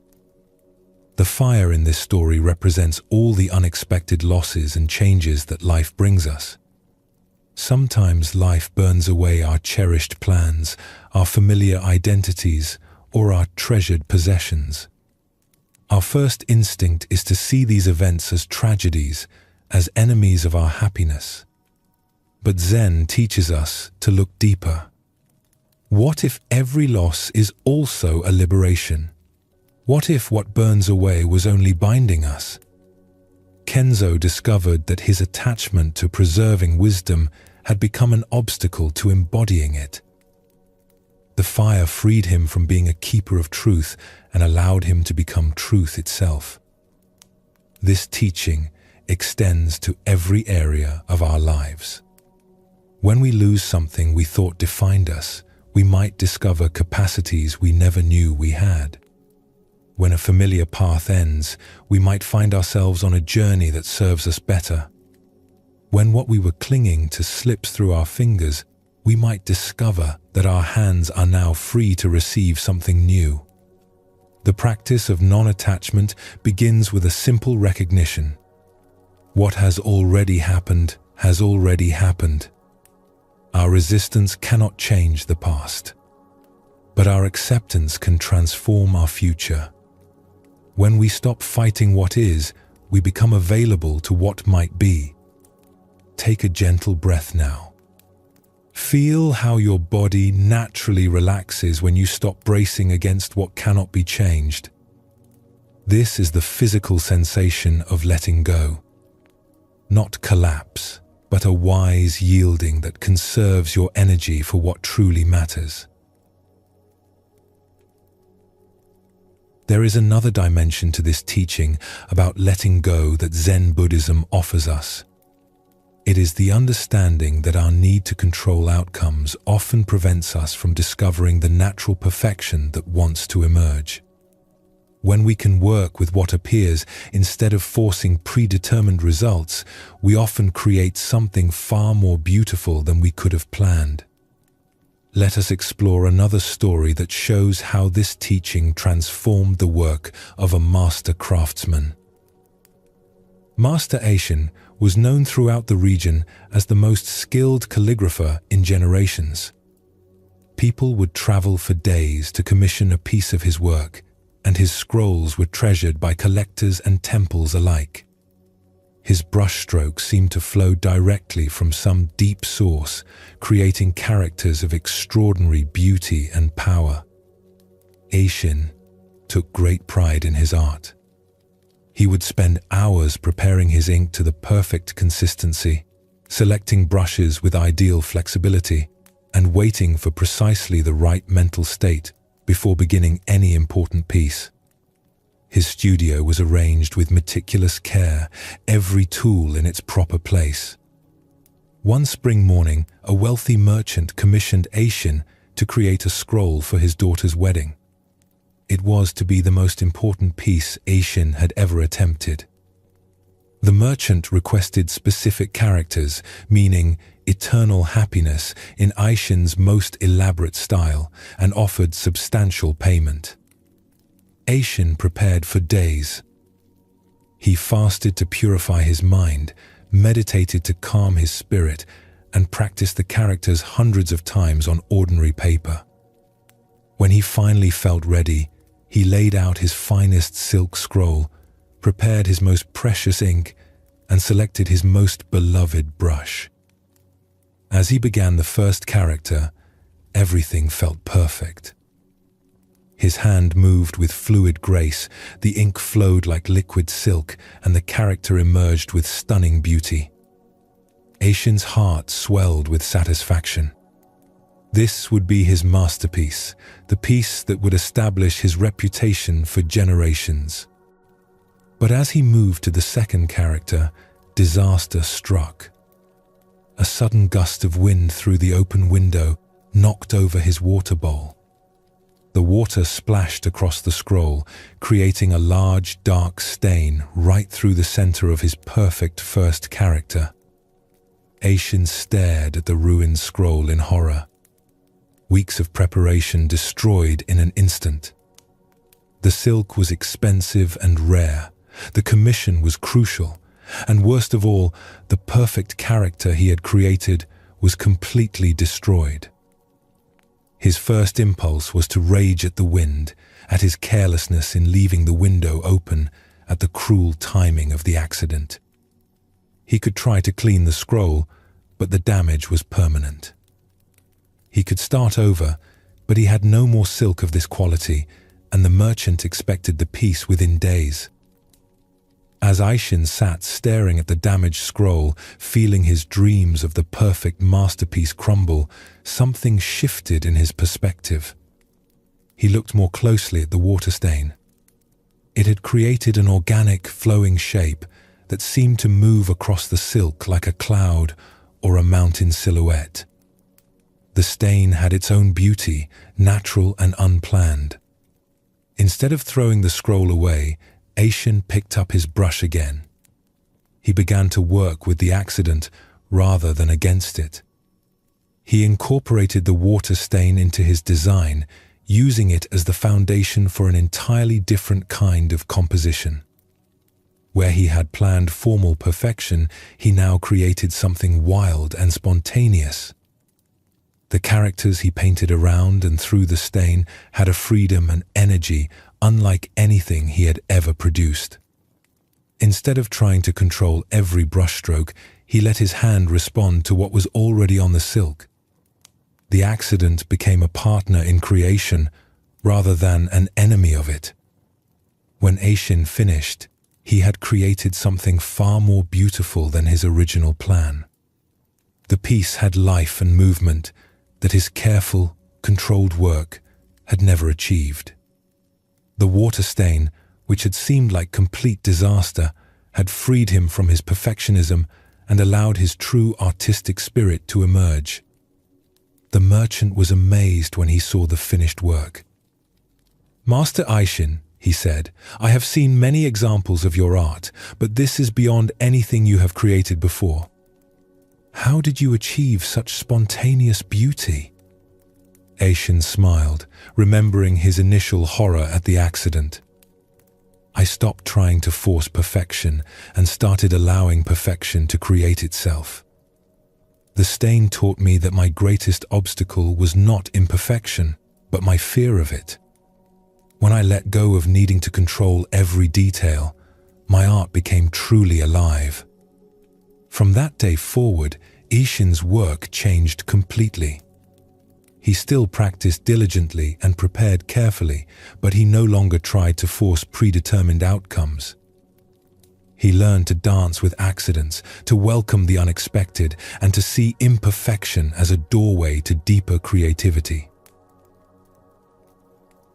This story shows us how letting go transforms not just our relationship with external things, but our relationship with ourselves and our own efforts.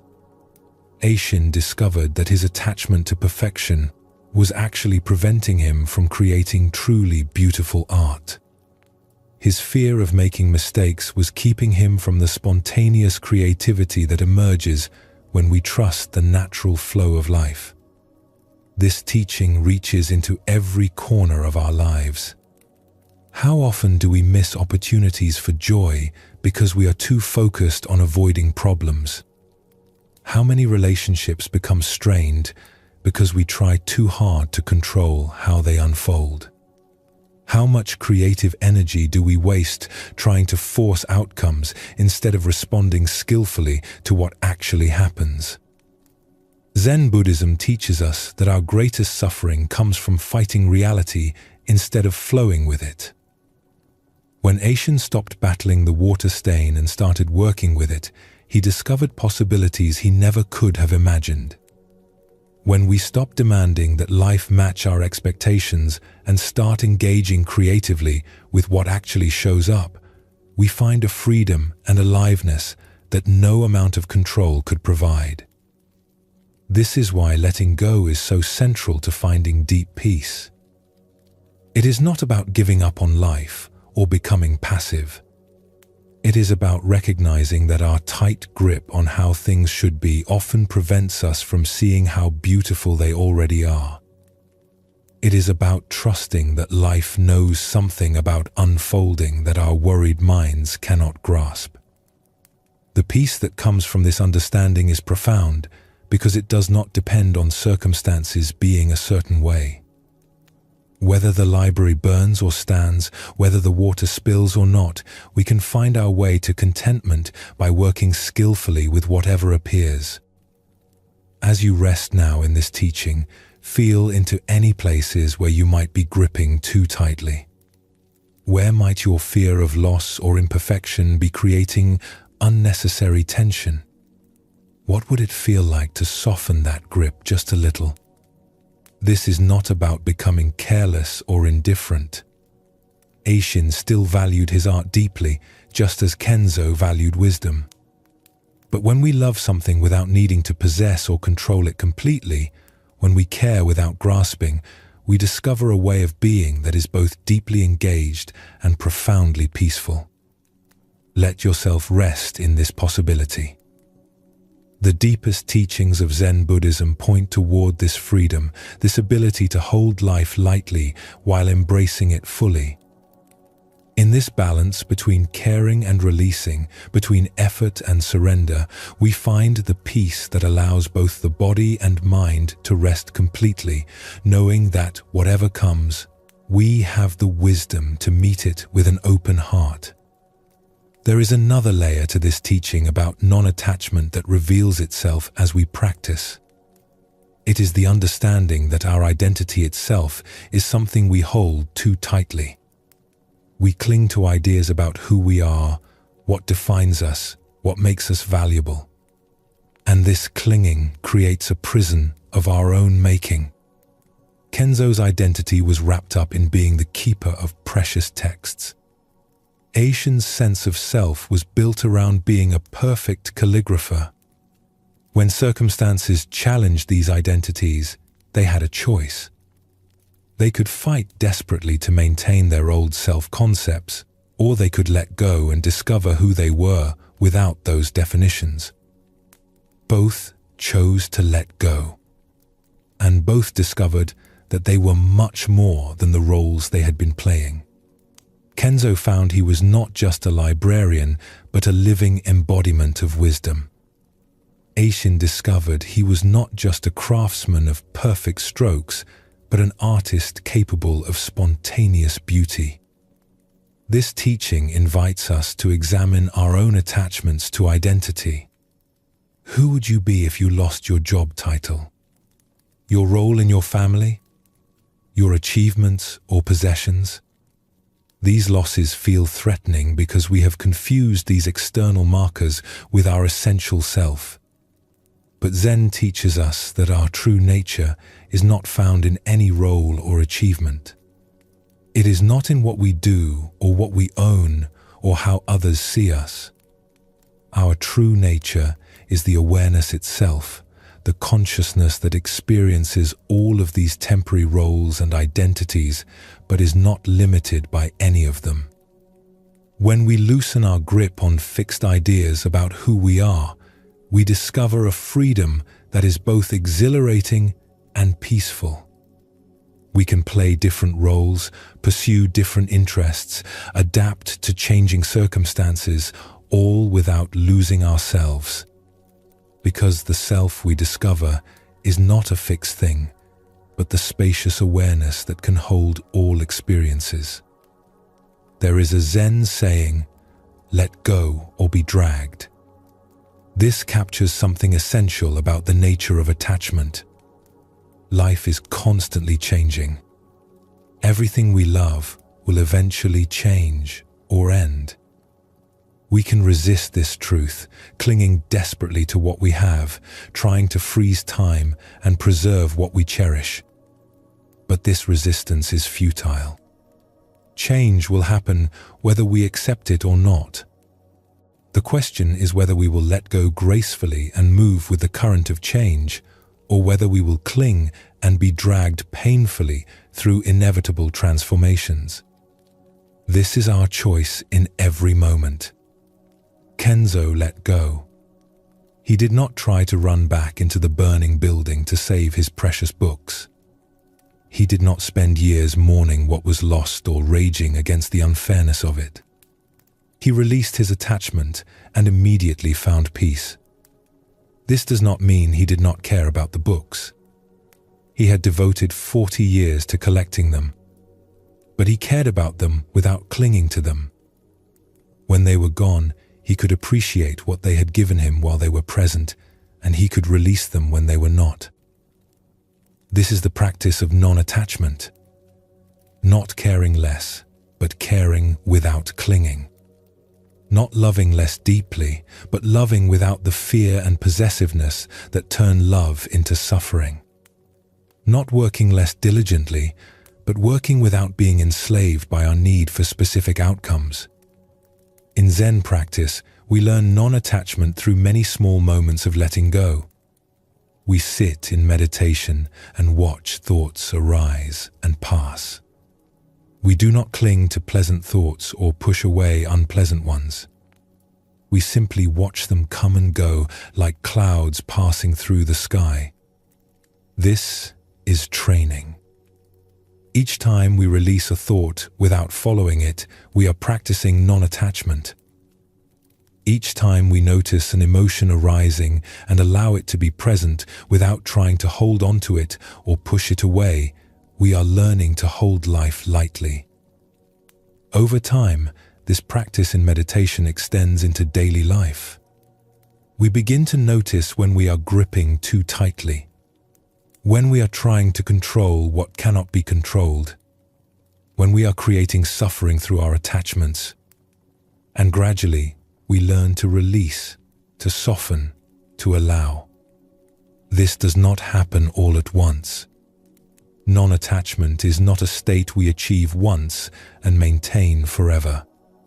It is a practice, a way of being that we return to again and again. Each moment offers a new opportunity to either grip or release, to cling or allow, to suffer from our attachments or find freedom in letting go. As you rest here now, notice if there are places in your body where you are holding tension. Often, physical holding reflects mental and emotional holding. See if you can soften those places, releasing the grip without forcing anything. This is the practice of non-attachment in its most immediate form. Learning to release what we do not need to hold. The peace that comes from practicing non-attachment is unlike any other peace. It does not depend on circumstances being a certain way.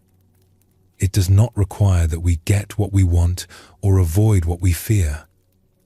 It is the peace of being okay with whatever comes because we know we can work skillfully with any situation. Aishin found this peace when he stopped demanding that his art be perfect according to his preconceived ideas. He discovered he could create beauty with accidents as easily as with careful planning. This freed him from the constant anxiety of trying to control every detail.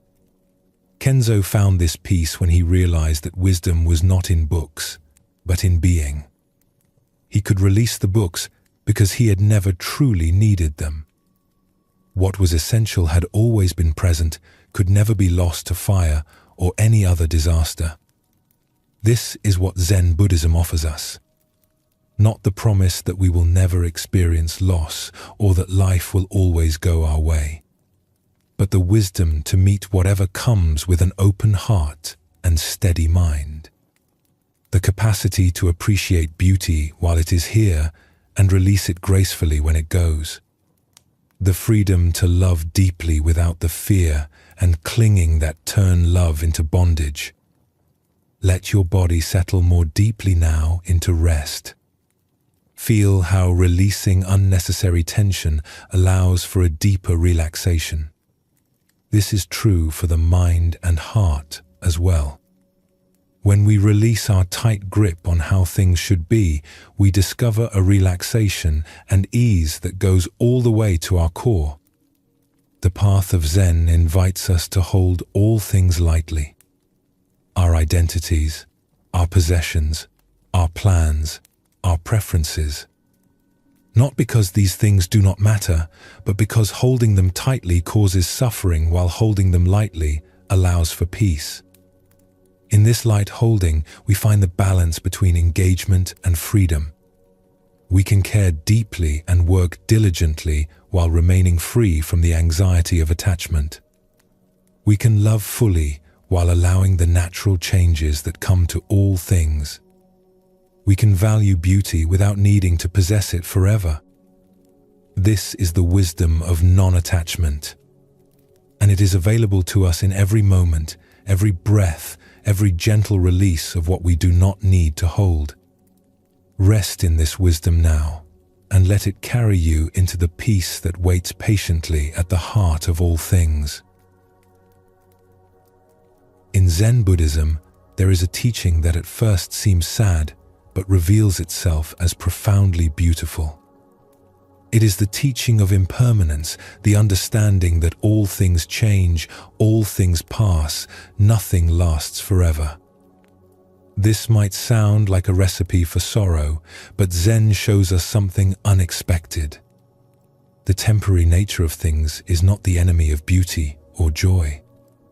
It is actually what makes them precious. Think about a rainbow. Would you love it less because you know it will fade? Or does its fleeting nature make it even more special? When we see a rainbow, we stop what we are doing to appreciate it because we know this moment will not last. The impermanence does not diminish the beauty. it intensifies it.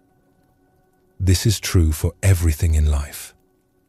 The cherry blossoms that bloom for just a few weeks each spring are treasured precisely because they are brief. If they bloomed all year, we would barely notice them. Their temporary nature reminds us to pay attention, to be present, to appreciate this moment while it is here. Zen Buddhism teaches us that when we truly understand impermanence, we do not love things less. We love them more fully. We stop taking moments for granted because we know each one is unique and will never come again. We treasure our relationships because we understand that our time together is limited. We find ourselves awake to life instead of sleepwalking through it. Let us explore a story that shows how this teaching transformed the way a master gardener related to beauty itself. There once lived a master gardener named Yuki who was famous throughout the region for creating the most beautiful gardens anyone had ever seen. Her specialty was cherry trees, and people would travel from distant provinces just to walk through her gardens during the brief cherry blossom season.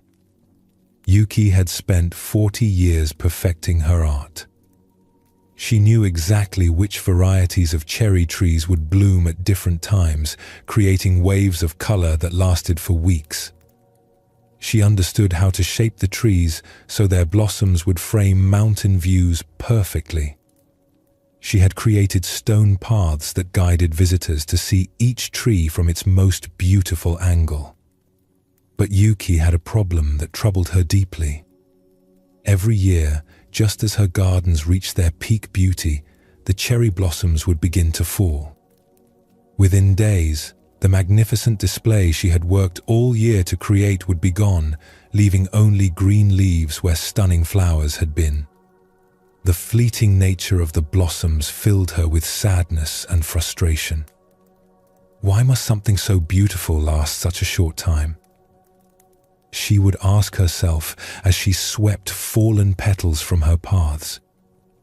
If only I could make the blossoms stay longer, then people could truly appreciate their beauty. Yuki began experimenting with ways to extend the blooming period. She tried different fertilizers, built small shelters to protect the flowers from wind and rain, and even attempted to coat some blossoms with a clear substance to preserve them. But nothing worked. The cherry blossoms followed their natural rhythm, blooming gloriously and then falling away, regardless of her efforts to control them. One spring morning, as Yuki was sadly sweeping up another pile of fallen petals, an old monk appeared on the path. He was walking slowly, stopping frequently to look at the trees, even though most of the blossoms had already fallen. "Excuse me," Yuki called to him. "You have come too late. The peak blooming was last week. There is not much left to see now." The monk looked surprised. "Too late? But I can see many beautiful things right now." He gestured toward a tree where the last few blossoms clung to branches that were already showing fresh green leaves. "Look how lovely this is. The old blossoms saying goodbye while new life begins." Yuki looked where he was pointing, but saw only the remnants of what had been much more beautiful days earlier. "But you should have seen it last week when all the trees were in full bloom." That was when it was truly magnificent. The old monk smiled and sat down on a stone bench beneath the nearly bare tree. "Tell me about that day." Yuki's eyes lit up as she described the peak bloom. Every tree was covered in perfect pink and white flowers. The air was filled with their delicate fragrance. Visitors walked the paths in wonder, some of them with tears in their eyes from the beauty. It was like paradise itself. "It sounds wonderful," the monk said. "And how did you feel during that perfect day?" Yuki paused, remembering. "I felt anxious, actually. Even while people were praising the beauty, I was worried about how long it would last. I kept looking for signs that the petals were beginning to fall. I could not fully enjoy the moment because I was already dreading its end. The monk nodded thoughtfully. "And how do you feel now, a week later?" "Sad. Empty. Like the whole year of work was wasted because the beauty was so brief." The old monk was quiet for a long moment, watching a few remaining petals drift slowly to the ground. Then he asked, "What if the shortness of the blooming is not the enemy of beauty, but the source of it?" Yuki looked confused. "What do you mean?" "Tell me," the monk said. "Would people travel from distant provinces to see cherry blossoms if they bloomed all year long? Would visitors walk your paths with tears in their eyes if the flowers lasted for months? Would you treasure the sight of full bloom if it was always available?" Yuki had never considered this perspective. "I suppose not. If cherry blossoms bloomed constantly, they would become ordinary." "Exactly," the monk smiled. "The very thing that causes you sadness, the brief nature of the blossoms, is what makes them so precious. Their beauty is inseparable from their impermanence. When people see cherry blossoms, they are not just seeing pretty flowers. They are seeing the truth that all beautiful things pass away, and this knowledge makes the beauty even more meaningful." He gestured toward the nearly bare tree above them. "This tree will give you a new gift now. In a few weeks, it will offer fresh green shade for summer visitors. In autumn, it will display brilliant colored leaves. In winter, it will show you the elegant structure of its bare branches. Each season has its own beauty, but only because each season lets go when its time is finished." As they sat together, Yuki began to see her garden with different eyes. The fallen petals on the path were not just debris to be cleaned up, but evidence of beauty that had been fully expressed and completed. The green leaves beginning to emerge were not inferior replacements for flowers, but the next chapter in the tree's ongoing story. "I have been fighting against the very thing that makes my garden special," she realized. "I wanted to stop time at the moment of peak beauty, but that would destroy what makes the beauty powerful." The monk stood up to continue his walk. "The cherry blossoms have been teaching the deepest truth about life for centuries. They show us that because things pass away, each moment is irreplaceable. Because beauty is temporary, it deserves our complete attention and appreciation. When we truly understand impermanence, we do not love things less. We love them more fully." From that day forward, Yuki's relationship with her garden completely transformed. She still worked carefully to create the best conditions for blooming, but she no longer fought against the natural cycle of flowering and fading. During peak bloom, instead of worrying about when it would end, she would sit quietly among the trees and drink in their beauty completely. When the petals began to fall, instead of feeling sad, she would appreciate the graceful way the blossoms completed their brief dance and made space for what came next. Visitors noticed the change in Yuki. She seemed more present and peaceful, more able to share in their wonder rather than being distracted by her own concerns. The garden itself seemed more beautiful somehow, not because the flowers lasted longer, but because the gardener had learned to love them exactly as they were, temporary and perfect. This story reveals one of the most profound teachings in Zen Buddhism about the nature of impermanence. We often think that if we could make beautiful moments last forever, we would be happier. But the truth is exactly opposite. The temporary nature of experiences is what gives them their preciousness and power to move us. When we truly understand impermanence, we stop wasting energy trying to grasp and hold on to fleeting moments, and instead learn to be fully present for them while they are here. Like Yuki discovering that her anxiety about losing the blossoms was preventing her from enjoying them, we often miss the beauty of the present moment because we are worried about its ending. This teaching transforms how we relate to everything we love. Instead of being paralyzed by the knowledge that good times will not last forever, we can be liberated by it. Each moment becomes precious precisely because it will not come again. Each experience with loved ones becomes meaningful because our time together is limited. Each day becomes a gift because we know it is not guaranteed. The understanding of impermanence in Zen is not meant to make us sad or pessimistic. It is meant to wake us up to the incredible value of what is happening right now. When we stop fighting against the natural flow of change and instead learn to appreciate each stage of life's unfolding, we find a deeper peace and gratitude than any attempt to freeze time could ever provide. Take a gentle breath and feel how this understanding creates both tenderness and appreciation for this moment.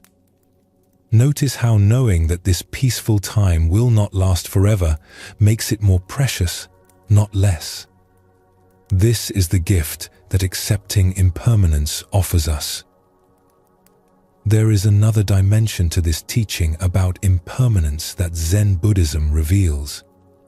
It is the understanding that knowing our time is limited can actually make us more alive, more present, more capable of treasuring the gift of existence. When we deeply accept that death is real and could come at any time, we stop postponing our lives. Most of us live as if we have unlimited time. We put off important conversations, delay pursuing our dreams, rush through daily experiences while planning for some future when we will finally slow down and appreciate what we have. But this future never comes because we carry the same habits forward. When we truly accept the reality of impermanence, including our own mortality, everything changes. We stop taking moments for granted. We become present for the people and experiences in our lives. We find ourselves awake and engaged instead of sleepwalking through our days. Let us explore another story that shows how this teaching can transform the way we experience life. In a mountain village, there lived an old doctor named Kenji who had spent his entire career caring for the people of his community. He had delivered their babies, treated their illnesses, and comforted their families through times of loss. Now, in his 70s, Dr. Kenji had developed a serious illness of his own, and he knew he had only a few months left to live. Many people expected Dr. Kenji to become depressed or bitter about his diagnosis. After spending his life healing others, it seemed cruel that he should face a disease that could not be cured. But instead of becoming despondent, something surprising happened. Dr. Kenji seemed to come alive in a way that his friends and patients had never seen before. Every morning, he would wake up and spend time looking out his window at the mountains, as if seeing them for the first time. He would savor his simple breakfast with obvious pleasure, paying attention to tastes and textures he had barely noticed for decades. When neighbors came to visit, he would listen to their stories with complete attention, as if each conversation was the most important thing in the world. Dr. Kenji also began doing things he had always said he did not have time for. He started painting watercolors of the mountain views from his house. He wrote long letters to old friends he had not contacted in years.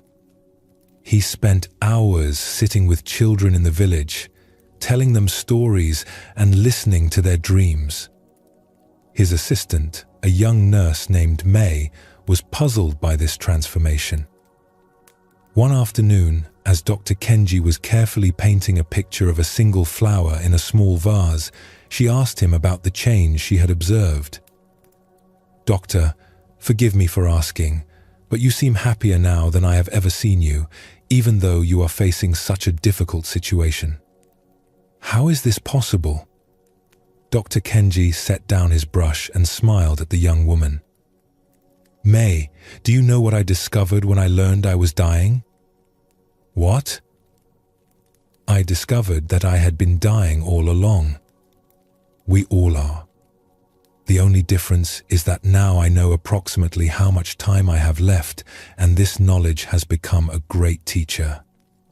May looked confused, so Dr. Kenji continued. "For 70 years, I lived as if I had unlimited time. I would put off conversations with old friends, thinking I would call them next month. I would rush through meals to get to the next task, assuming I could enjoy food properly someday when I was not so busy. I would notice beautiful sunsets, but barely pause to appreciate them, believing there would always be another sunset tomorrow." He gestured toward the flower he had been painting. "But when you know your time is limited, everything becomes precious. This flower will fade in a few days, and I might not be here to see many more flowers after that. So I paint it now, with complete attention, as if it is the most important flower that ever bloomed." Dr. Kenji stood up and walked to the window. "Look at those mountains, May. I have seen them every day for 40 years, but I was usually too preoccupied to really see them. Now that I know I will not be looking at them much longer, each time I see them feels like a miracle." May began to understand. "You are saying that knowing about death makes life more meaningful?" "Not just knowing about death intellectually, but really accepting that our time is limited," Dr. Kenji clarified. "Most people know they will die someday, but they live as if they have forever.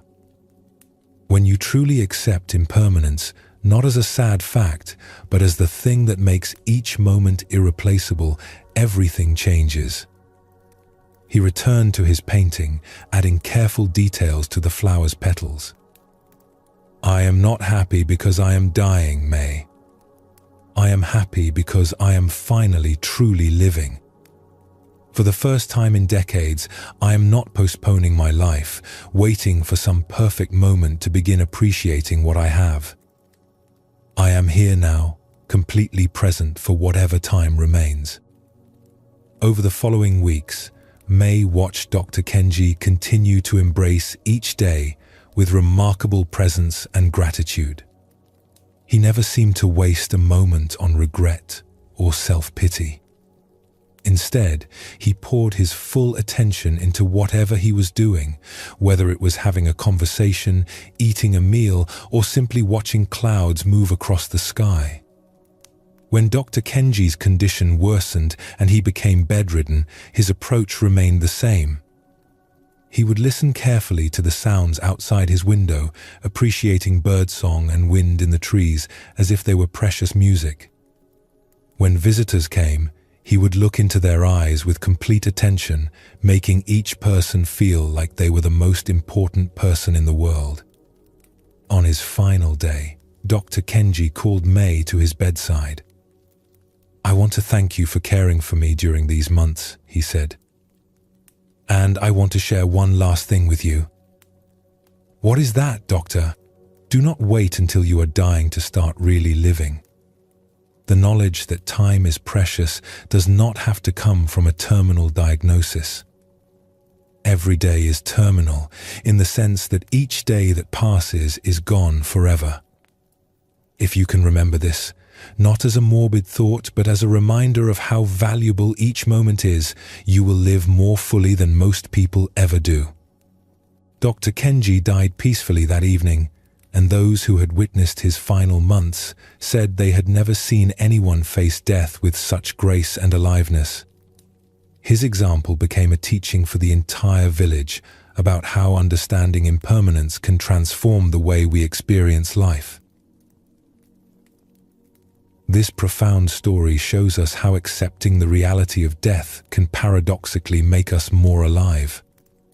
Dr. Kenji's transformation illustrates one of the most important insights in Zen Buddhism.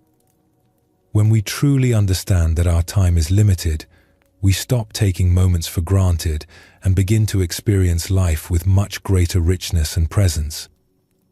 Most of us live with what we might call an illusion of immortality.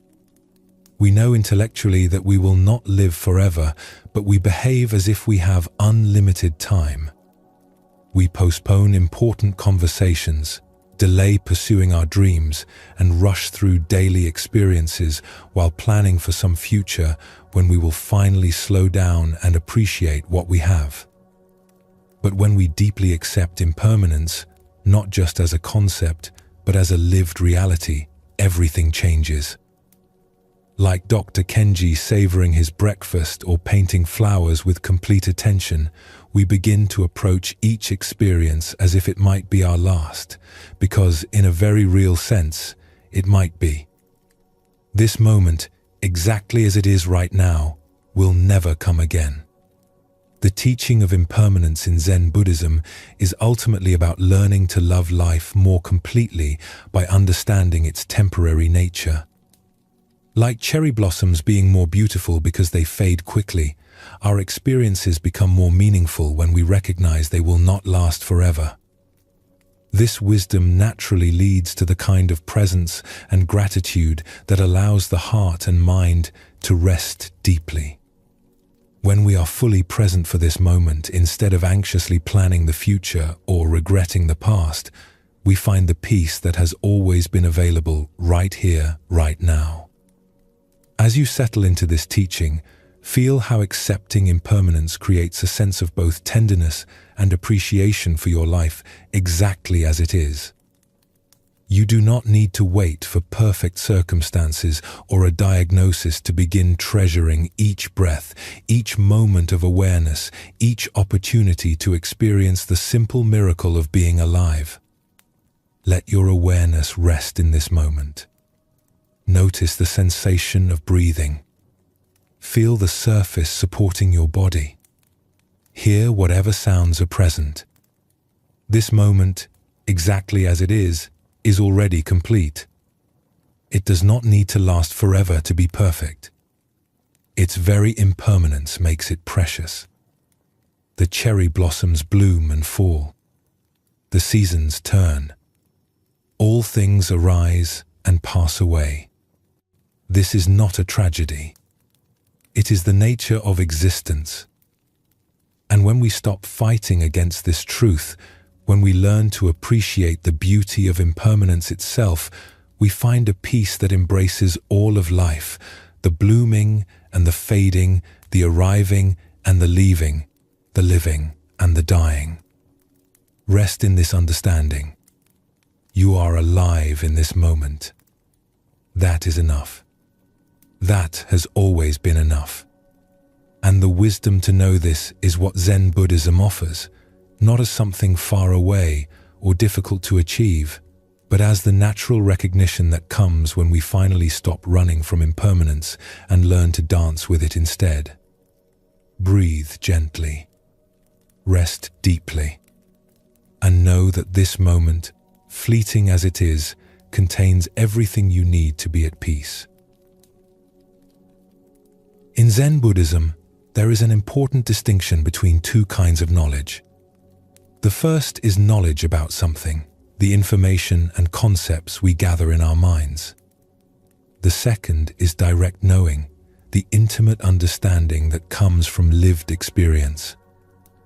This difference might seem subtle, but it is actually the difference between reading about water and drinking it, between studying love and loving someone.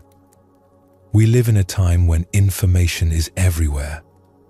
We can learn about anything with a few clicks. We can read books about meditation, study theories about enlightenment, memorize teachings from ancient masters. But Zen asks us a challenging question. Does all this knowledge about spiritual truth bring us any closer to experiencing truth directly?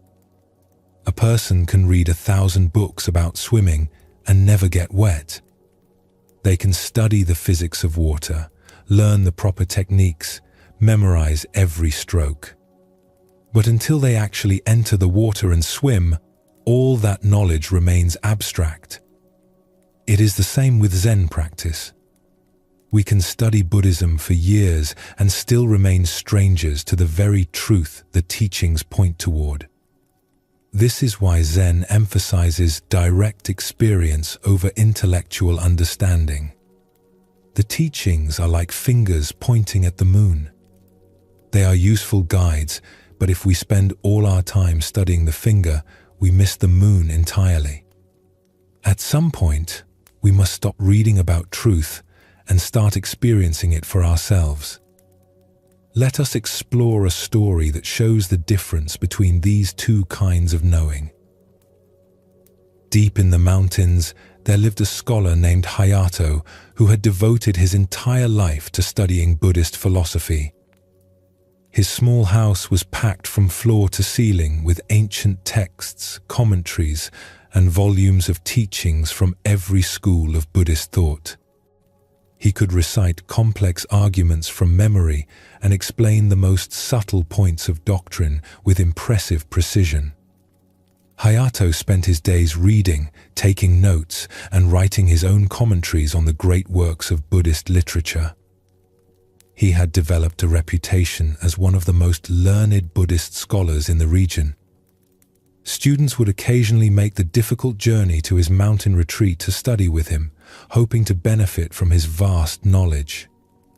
But despite all his learning, Hayato felt something was missing. His understanding was complete in theory, but he often felt as confused about life as anyone else. When faced with daily problems or difficult emotions, his scholarly knowledge seemed to offer little practical help. He could explain the nature of suffering in elaborate detail, but he still suffered. He could describe the path to enlightenment perfectly, but he felt far from enlightened. One winter morning, an old woman appeared at Hayato's door. She was bent with age, dressed in simple farmer's clothes, and carrying a small bundle of vegetables. She looked like any other village farmer, certainly not someone who would have anything to teach a great scholar. "Excuse me, sir," she said in a humble voice. "I have been walking all night through the snow, and I am very cold and tired. Might I sit by your fire for a while to warm myself?" Hayato was annoyed by the interruption to his studies, but his Buddhist training had taught him the importance of compassion. He reluctantly allowed the woman to enter and sit by his small hearth. As she warmed herself, the old woman noticed the books covering every surface of the room. "My," she said with apparent amazement, "you must be very wise to have read so many books about Buddhism." Hayato's chest swelled with pride. "Yes," he said. "I have studied Buddhist philosophy for over 30 years. I know the teachings of all the great masters. There is probably no question about Buddhist doctrine that I cannot answer." The old woman looked impressed.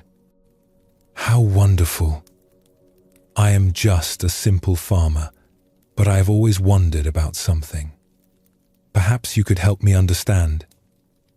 "Of course," Hayato said, pleased to have an opportunity to demonstrate his knowledge to someone who would surely be amazed by his wisdom.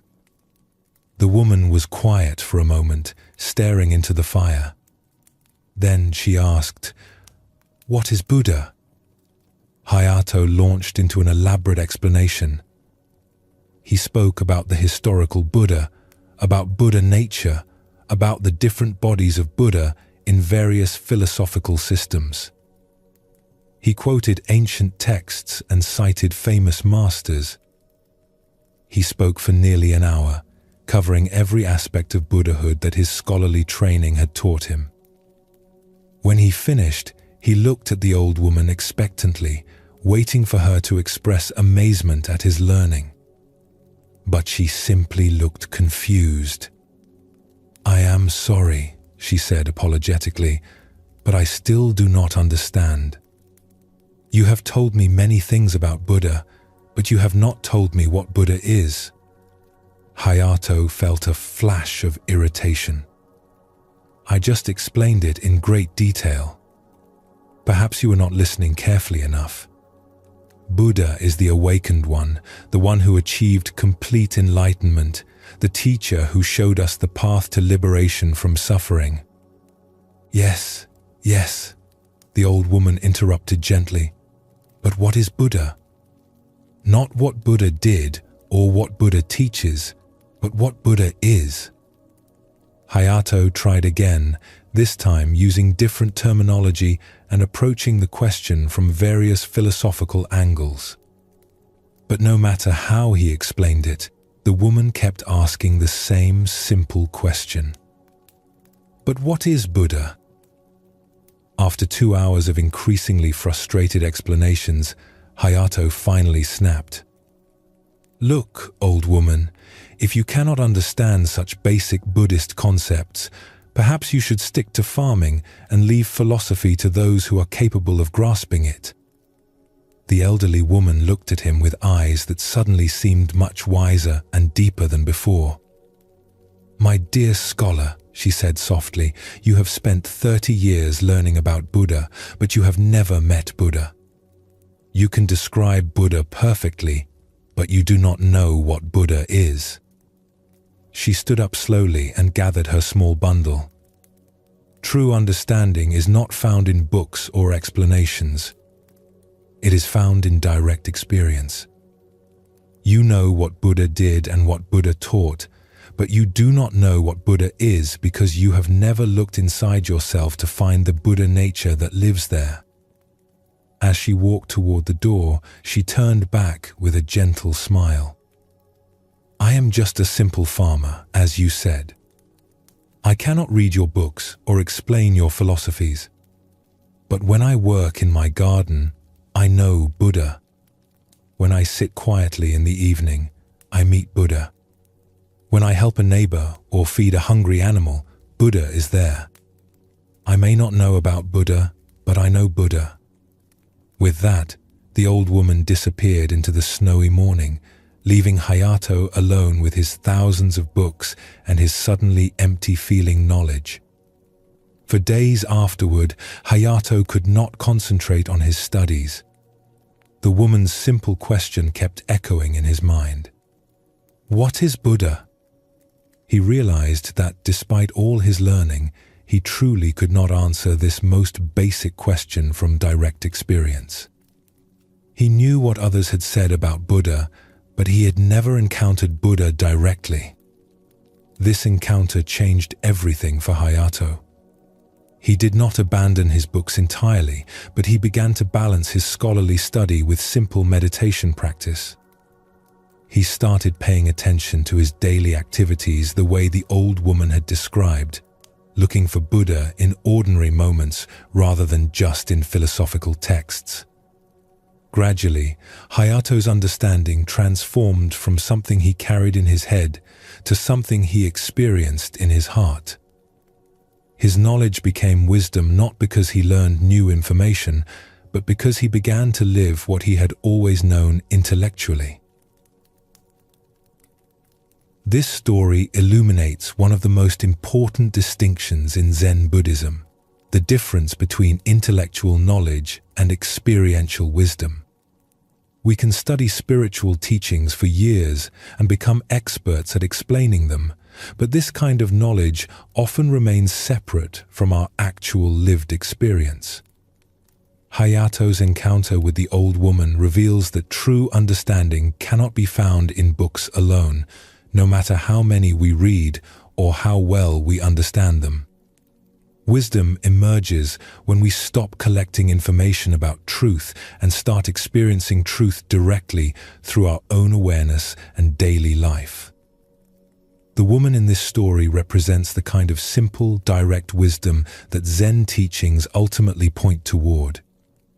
She might not have been able to give scholarly lectures about Buddha nature, but she knew Buddha nature intimately through her own experience. Her understanding was living and present, not abstract and theoretical. This teaching is especially important in our modern world, where we have access to more spiritual information than any previous generation. We can read thousands of books, watch countless videos, and attend endless workshops about enlightenment and inner peace. But none of this accumulation of knowledge will bring us the deep peace these teachings promise unless we learn to experience what we are studying. The path of Zen is not about becoming smarter about spirituality. It is about becoming more awake to the reality that is already present in each moment. When we try to understand our way to peace through thinking and analyzing, we often move further away from the direct experience that would actually bring us peace. Take a gentle breath now and notice the difference between thinking about breathing and actually experiencing the breath. This simple distinction points toward the wisdom the old woman was trying to share. Truth is not something we figure out with our minds, but something we encounter with our whole being. There is another dimension to this teaching about direct knowing that deepens our understanding even further. It is the recognition that the most profound wisdom often comes not from accumulating more knowledge, but from living fully with the understanding we already have. A person who embodies simple truths is wiser than a scholar who merely knows complex theories. In Zen practice, we sometimes encounter teachings that seem almost too simple to be valuable. When you are hungry, eat. When you are tired, sleep. When you walk, just walk. These instructions seem obvious, even simplistic, but the depth in them is not in their complexity. It is in actually doing them, in living them completely. Let us explore another story that shows how wisdom lives in ordinary life when we bring full presence to it. There was once a monastery where the monks were known for their intense debates about Buddhist philosophy. Every evening after their work was finished, they would gather in the main hall and engage in elaborate discussions about the nature of reality, the meaning of the teachings, and the proper interpretation of ancient texts. A young monk named Goro particularly loved these debates. He was quick-witted and well-read, and he took great pride in his ability to win arguments and prove other monks wrong.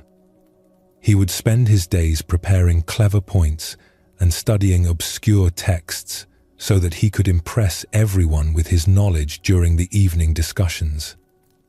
One day, a new monk arrived at the monastery. His name was Tekkan, and he seemed different from the others. He was older, perhaps in his 60s, with weathered hands and a quiet manner that suggested years of hard work rather than scholarly study. During the evening debates, he would sit silently in the back, listening carefully but never participating. This puzzled Goro. How could anyone sit through such fascinating discussions without wanting to contribute? After a week of watching Tekkan's silence, Goro decided to draw him into the conversation. During a particularly heated debate about the nature of emptiness, Goro turned to the newcomer and said, "Brother Tekkan, you have been listening to our discussions all week without saying a word. Surely you must have some opinion about whether phenomena are empty of inherent existence." All eyes turned to Tekkan, who looked slightly uncomfortable at being put on the spot.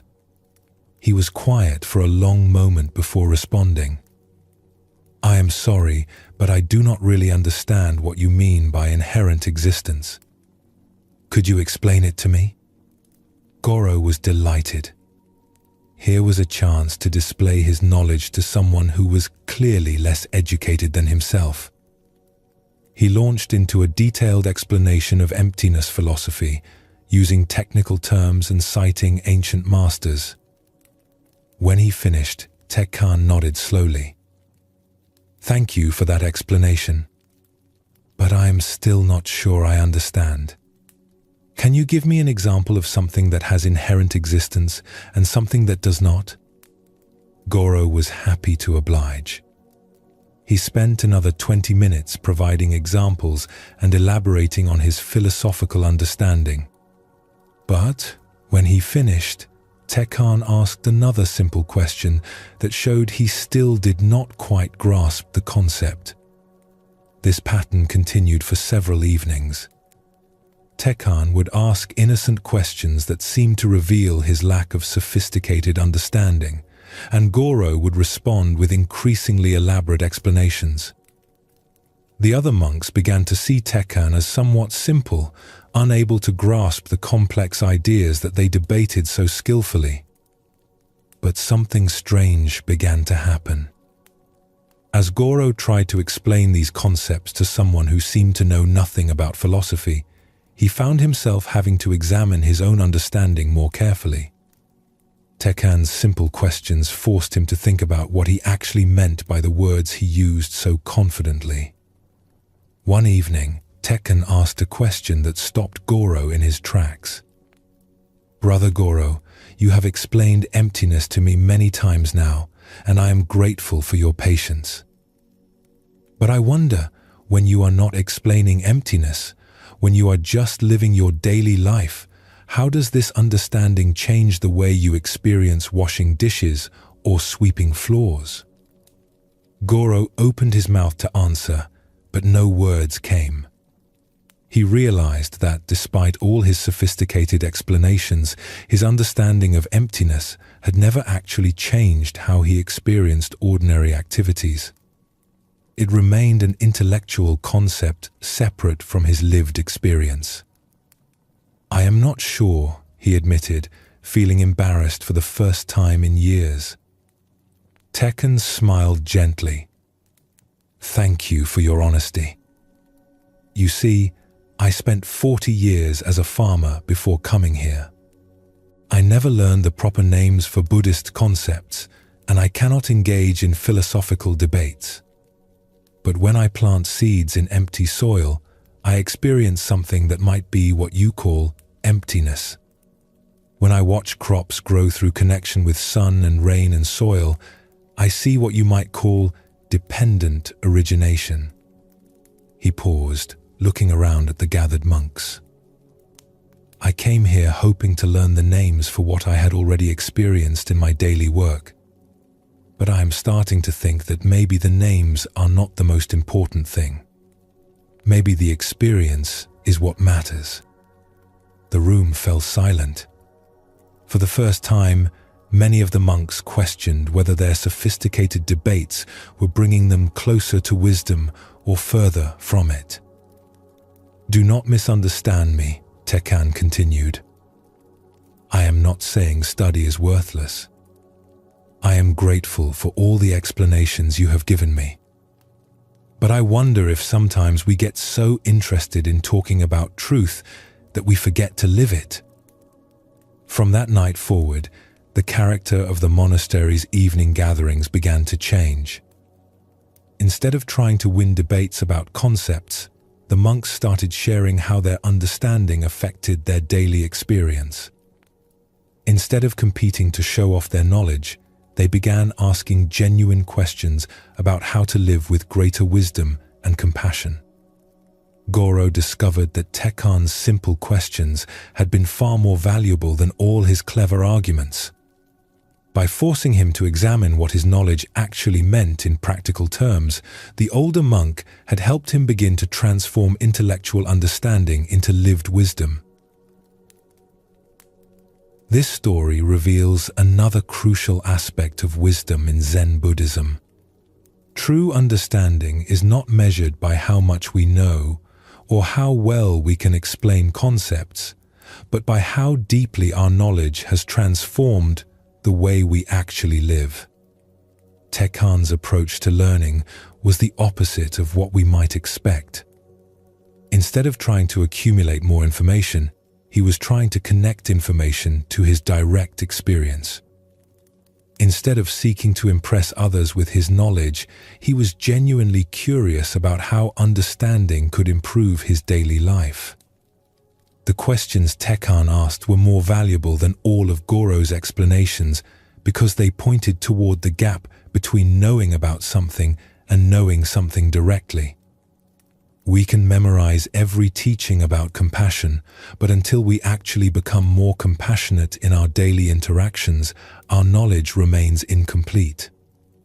This teaching offers profound relief because it means we do not need to become scholars or experts to benefit from Zen wisdom. We do not need to understand every philosophical nuance or memorize complex texts. We simply need to take whatever understanding we have, however basic, and begin applying it to our actual experience. The deep peace that these teachings offer comes not from intellectual mastery, but from the gradual transformation of how we meet life moment by moment. When we stop trying to collect spiritual knowledge and start living spiritual principles, we discover that even simple understanding can bring profound changes to our experience.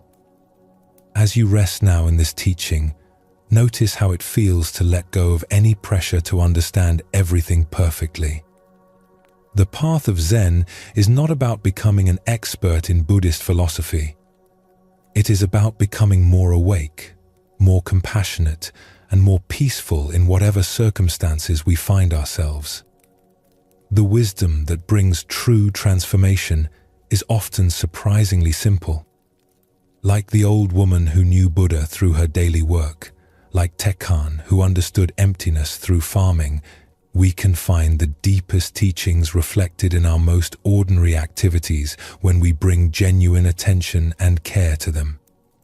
This understanding naturally leads to the kind of peace that allows both the body and mind to rest completely.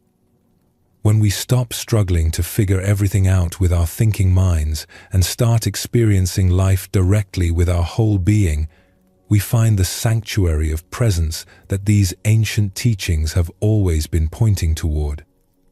Let yourself settle more deeply now. There is nothing you need to know that you do not already know. There is nothing you need to become that you are not already. The wisdom of Zen is not hidden in complex philosophies or distant realizations. It is here, in this breath, in this moment, in the simple fact of your own aware presence. Rest in this knowing. You are already home. You have always been home. And the journey of 1,000 miles to discover this simple truth ends exactly where it began, right here, right now, in the ordinary miracle of being alive and aware. In Zen Buddhism, there is a teaching that might seem strange at first. It tells us that we are already complete, already whole, already perfect, exactly as we are. This does not mean we have no room to grow or learn. It means that our essential nature, our deepest self, lacks nothing and has never lacked anything. Most of us spend our lives feeling inadequate, as if we are somehow not enough. We believe we need to achieve more, become more, prove ourselves worthy of love and respect. We chase after accomplishments and acquisitions, thinking that someday when we have done enough or become enough, we will finally feel complete. But Zen teaches us something radical. It says that this feeling of incompleteness is an illusion. We are not broken things that need fixing. We are not empty vessels that need filling. We are already whole, already complete, already enough. The very awareness that reads these words, the consciousness that experiences your life, is perfect and complete just as it is. This teaching can be difficult to accept because we are so used to seeing ourselves through the lens of our flaws and failures. We define ourselves by what we lack rather than recognizing what we already are. But when we learn to see beyond these limited self-concepts, we discover a freedom and peace that does not depend on any external achievement or validation. Let us explore a story that shows how this teaching transformed the way a humble worker saw himself. In the mountains above a small village lived a woodcutter named Daichi who had spent his entire life cutting and selling firewood. Every morning, he would climb the steep forest paths, select trees, and spend the day cutting and splitting wood. Every evening, he would return home tired but satisfied with his simple work. Daichi had always thought of himself as just a woodcutter, nothing more. He was not educated like the village scholars, not wealthy like the merchants, not skilled like the craftsmen. When people asked him what he did, he would say simply, "I cut wood. That is all I know how to do." One day, while working deep in the forest, Daichi heard strange sounds coming from a nearby grove. Following the sounds, he discovered a group of monks who had become lost while traveling between monasteries. They were sitting by a small stream, looking worried and confused. Their leader, an elderly abbot, approached Daichi respectfully. "Excuse me, friend. We have been walking for 2 days and cannot find our way back to the main path. Do you know these mountains well?" Daichi nodded. "I have been walking these paths for 40 years. I know every tree and stream in these mountains." The abbot's face lit up with relief. "Could you possibly guide us back to the road that leads to the temple? We would be very grateful for your help." Daichi agreed immediately, though it meant leaving his work for the day. He led the group of 15 monks through paths that seemed completely unmarked to them, but were as familiar to him as the rooms of his own house. As they walked, the monks were amazed by Daichi's knowledge of the forest.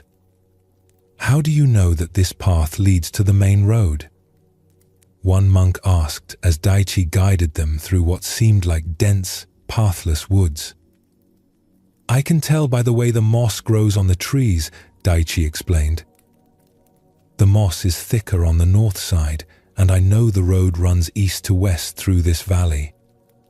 Also, I can hear the sound of the river that runs beside the road." The monks listened carefully, but could hear nothing but forest sounds.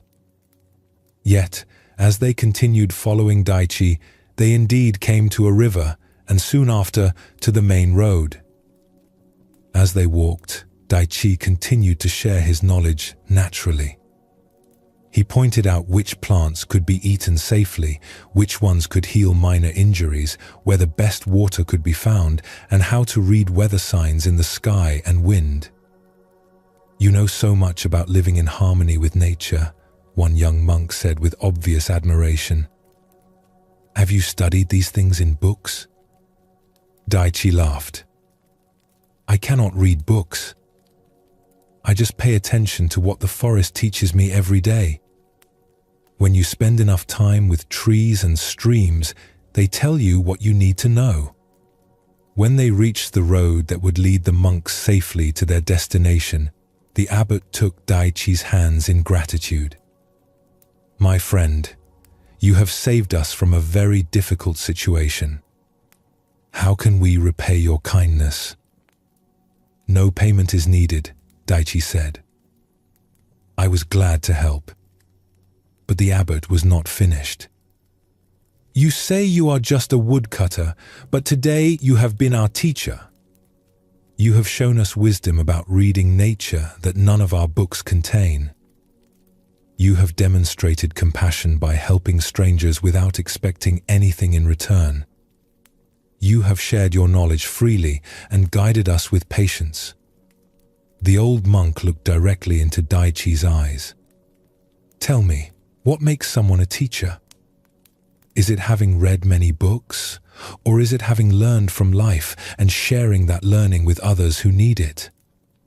Daichi was quiet for a long moment, considering this question. "I suppose it is about sharing what you know to help others." "And what makes someone wise?" The abbot continued. "Is it knowing complicated theories, or is it understanding how to live well and peacefully?" Again, Daichi thought carefully. Maybe wisdom is knowing how to work with life instead of fighting against it." The abbot smiled.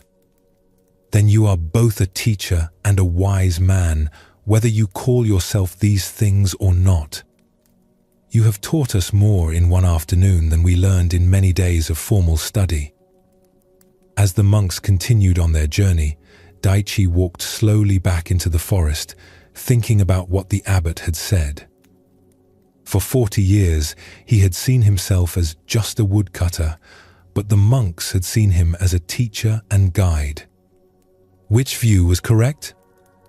That night, as he sat by his fire eating his simple dinner, Daichi reflected on his conversation with the monks. He realized that he had been limiting himself with his own narrow definition of who he was.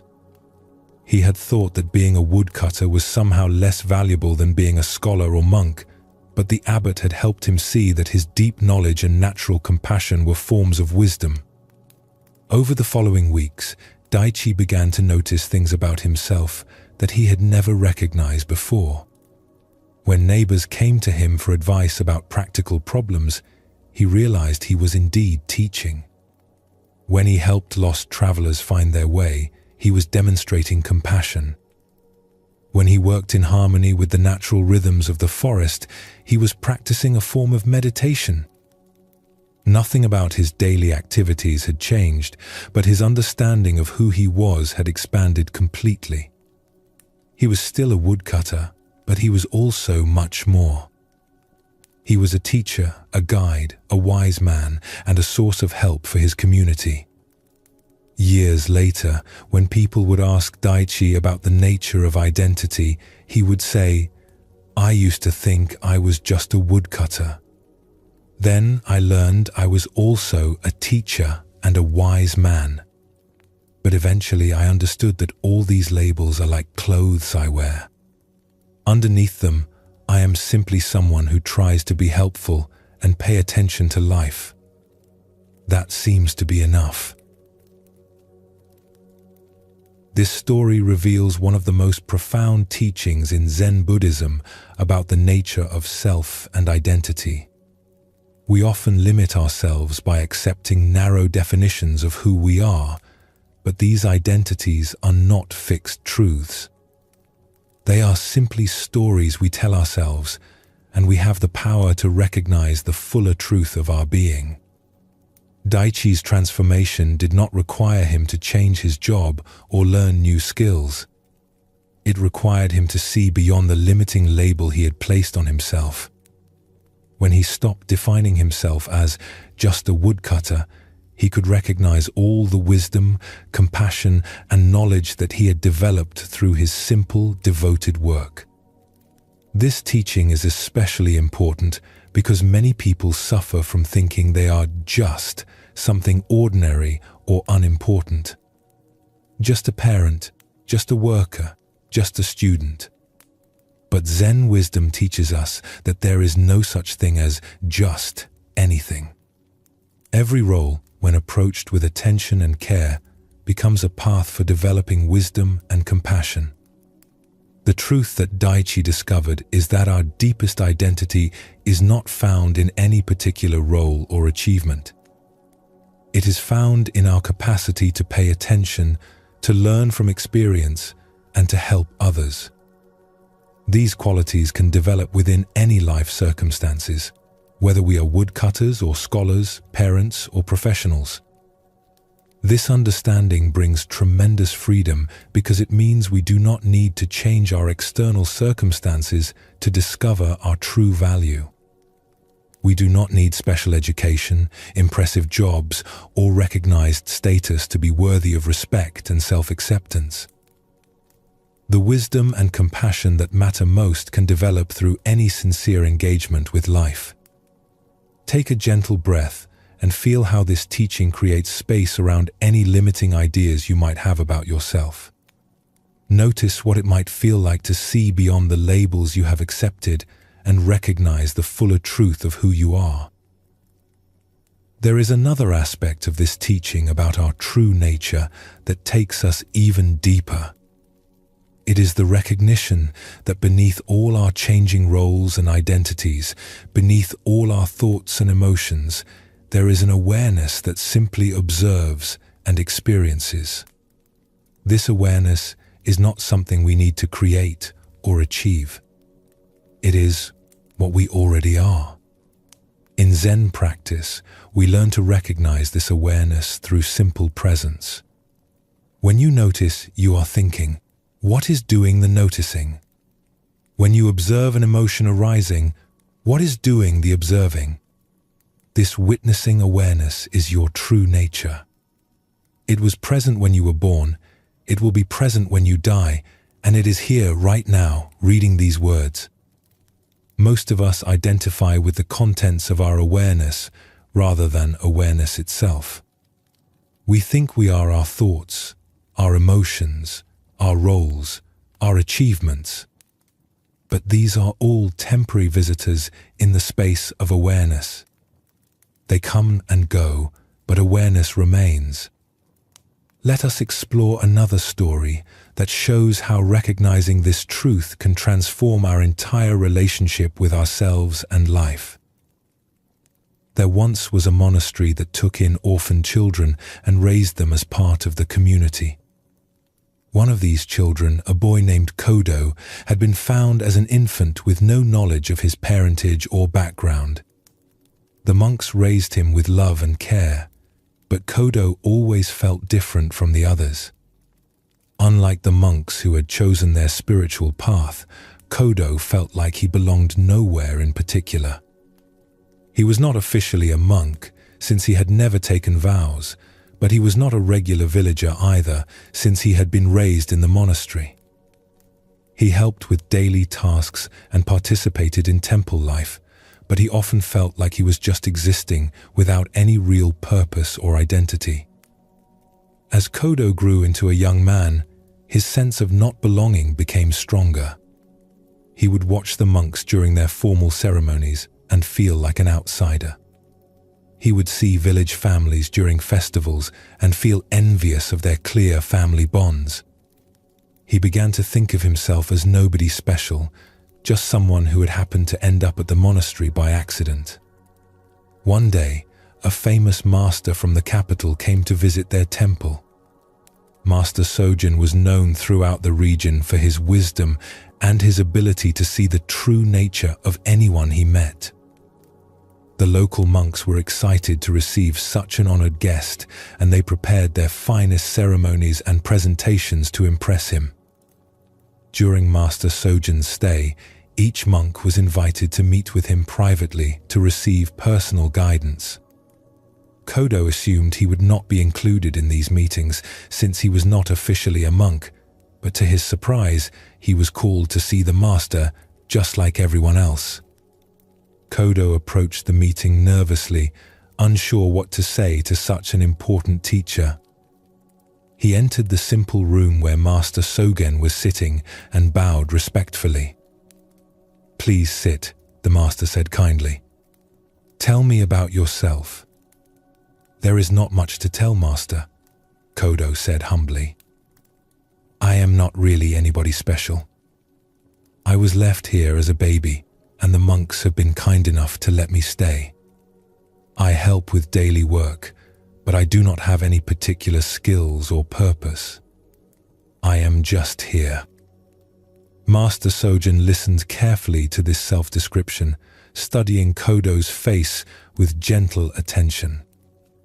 When Kodo finished, the master asked, "Who told you that you are nobody special?" Kodo felt confused by the question. "Well, nobody told me directly. I just know it is true. I do not have parents or a family name. I have not taken vows or achieved anything important. I am just an orphan who lives at a monastery." "I see," Master Sojin said quietly. "And who told you that having parents makes someone special? Who decided that taking vows or achieving things determines a person's value?" Kodo had never thought about these questions before. "I suppose I just assumed these things mattered." Master Sogen smiled gently. Let me tell you what I see when I look at you. I see someone who has been shaped by daily spiritual practice since infancy. I see someone who has learned to live simply and help others without expecting recognition. I see someone who has grown up surrounded by wisdom and compassion and has absorbed these qualities naturally. The master leaned forward slightly. Most people come to spiritual practice later in life, after their minds have been filled with worldly desires and confused ideas. You have been practicing from the beginning, even if you did not know that is what you were doing. Your ordinary daily life has been a form of meditation. Kodo felt confused. But I have never achieved enlightenment or had profound realizations like the stories about great masters. And how do you know that? Master Sojin asked. What do you think enlightenment looks like? Do you think it must come with dramatic visions or supernatural powers? I thought it would feel different somehow. I thought enlightened people would feel special or different from ordinary people. Master Sojin laughed softly. My friend, you have been looking for enlightenment as if it was something extraordinary that would make you feel important and special. But what if enlightenment is simply the complete acceptance of being ordinary? What if wisdom is found not in feeling special, but in recognizing that everyone is already complete exactly as they are? He gestured toward the window where they could see other monks going about their daily tasks. Look at your brothers out there. They are sweeping, cooking, gardening. Are they any less wise when they are doing these simple tasks than when they are sitting in meditation? Is their Buddha nature only present during formal practice? Kodo watched the familiar scene of daily monastery life with new eyes. He began to understand what the master was pointing toward. The Buddha nature you have been seeking, Master Sogen continued, is not hidden somewhere inside you waiting to be discovered through special achievements. It is what has been looking through your eyes your whole life. It is what has been present during every moment of kindness, every act of service, every instant of simple attention to your daily tasks. Master Sogen stood up and placed a gentle hand on Kodo's shoulder. You came here telling me you are nobody special, and in a way you are absolutely right. You are not special in the way the ego wants to be special, not important in the way the mind wants to be important. But this ordinariness you are disappointed by is actually your greatest gift. You have lived your whole life without the burden of trying to become someone special, and because of that, you have remained naturally who you really are. That evening, as Kodo went about his usual tasks of helping with dinner and evening cleanup, everything felt simultaneously exactly the same and completely different. He was still doing the same work, still living the same simple life, but he was no longer waiting for something better to happen. He was no longer looking for a different identity or a special achievement to make him feel valuable. He realized that the seeking itself had been the only thing preventing him from recognizing what was already present. His true nature had been there all along, not hidden, but so obvious that he had overlooked it while searching for something more impressive. This story reveals the deepest teaching about our true nature in Zen Buddhism. We often think we need to become someone special, achieve something important, or have dramatic spiritual experiences to be worthy or complete. But the truth is exactly the opposite. Our true nature is already present, not as something extraordinary, but as the ordinary awareness that experiences our daily life. Kodo's journey shows us how our seeking for a special identity can actually prevent us from recognizing the natural completeness that is already here. When we stop trying to become someone important and instead appreciate who we already are, we discover that we were never actually lacking anything.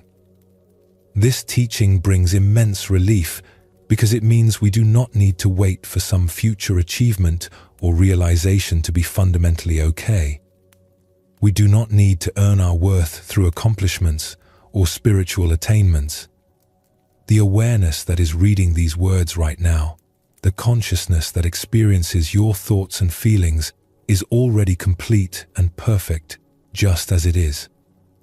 The path of Zen is not about becoming enlightened, but about recognizing the enlightenment that is already present. Not about achieving a special state, but about seeing through the illusion that we need a special state to be complete. Like Kodo, we often overlook our natural wholeness while searching for something more impressive. This recognition is the greatest gift these ancient teachings offer. Not techniques for becoming better, but the wisdom to see that underneath all our ideas about ourselves, we are already whole. This wholeness is what allows us to rest completely, knowing that we are home exactly where we are. As you settle into this teaching now, feel into the possibility that you are already exactly who you are meant to be. Not perfect in the sense of having no room for growth or learning, but complete in the sense that your fundamental nature lacks nothing. The peace that comes from this recognition is not something you need to achieve, but something you can recognize right here, right now, in the simple fact of your own aware presence. We have traveled together through the heart of Zen Buddhism, exploring teachings that have guided countless seekers toward peace for over 2,000 years. We have learned about facing suffering instead of fleeing from it. We have discovered the power of presence, the gift of compassion, and the freedom of letting go. We have seen how impermanence makes life precious, how direct experience surpasses intellectual knowledge, and how our true nature has been here all along. These teachings are not separate lessons to master one by one. They are different faces of the same simple truth. When we stop fighting against life and learn to meet it with awareness and kindness, peace naturally arises. Not the peace of having everything go our way, but the peace of being able to meet whatever comes with an open heart and steady mind. The stories you have heard tonight are not just ancient tales. They are mirrors showing you your own journey, your own struggles, your own capacity for wisdom and compassion. Like the tea merchant learning to taste, like the baker offering bread to thieves, like the gardener accepting falling blossoms, you too can choose presence over distraction, compassion over judgment, acceptance over resistance. As you rest now, know that everything these teachings point toward is already within you. The peace you seek is not hiding in some distant future. It is here, in this breath, in this moment of simple awareness. You do not need to become someone different or achieve something special. You simply need to recognize what has always been true. Let yourself rest completely now. The teachings will continue their work quietly, like seeds planted in fertile ground. Tomorrow you may not remember every story or concept, but something essential will remain. A slight softening of the heart. A quiet, knowing that you are already home. Sleep well, and thank you for joining us here at Sleepy Monk.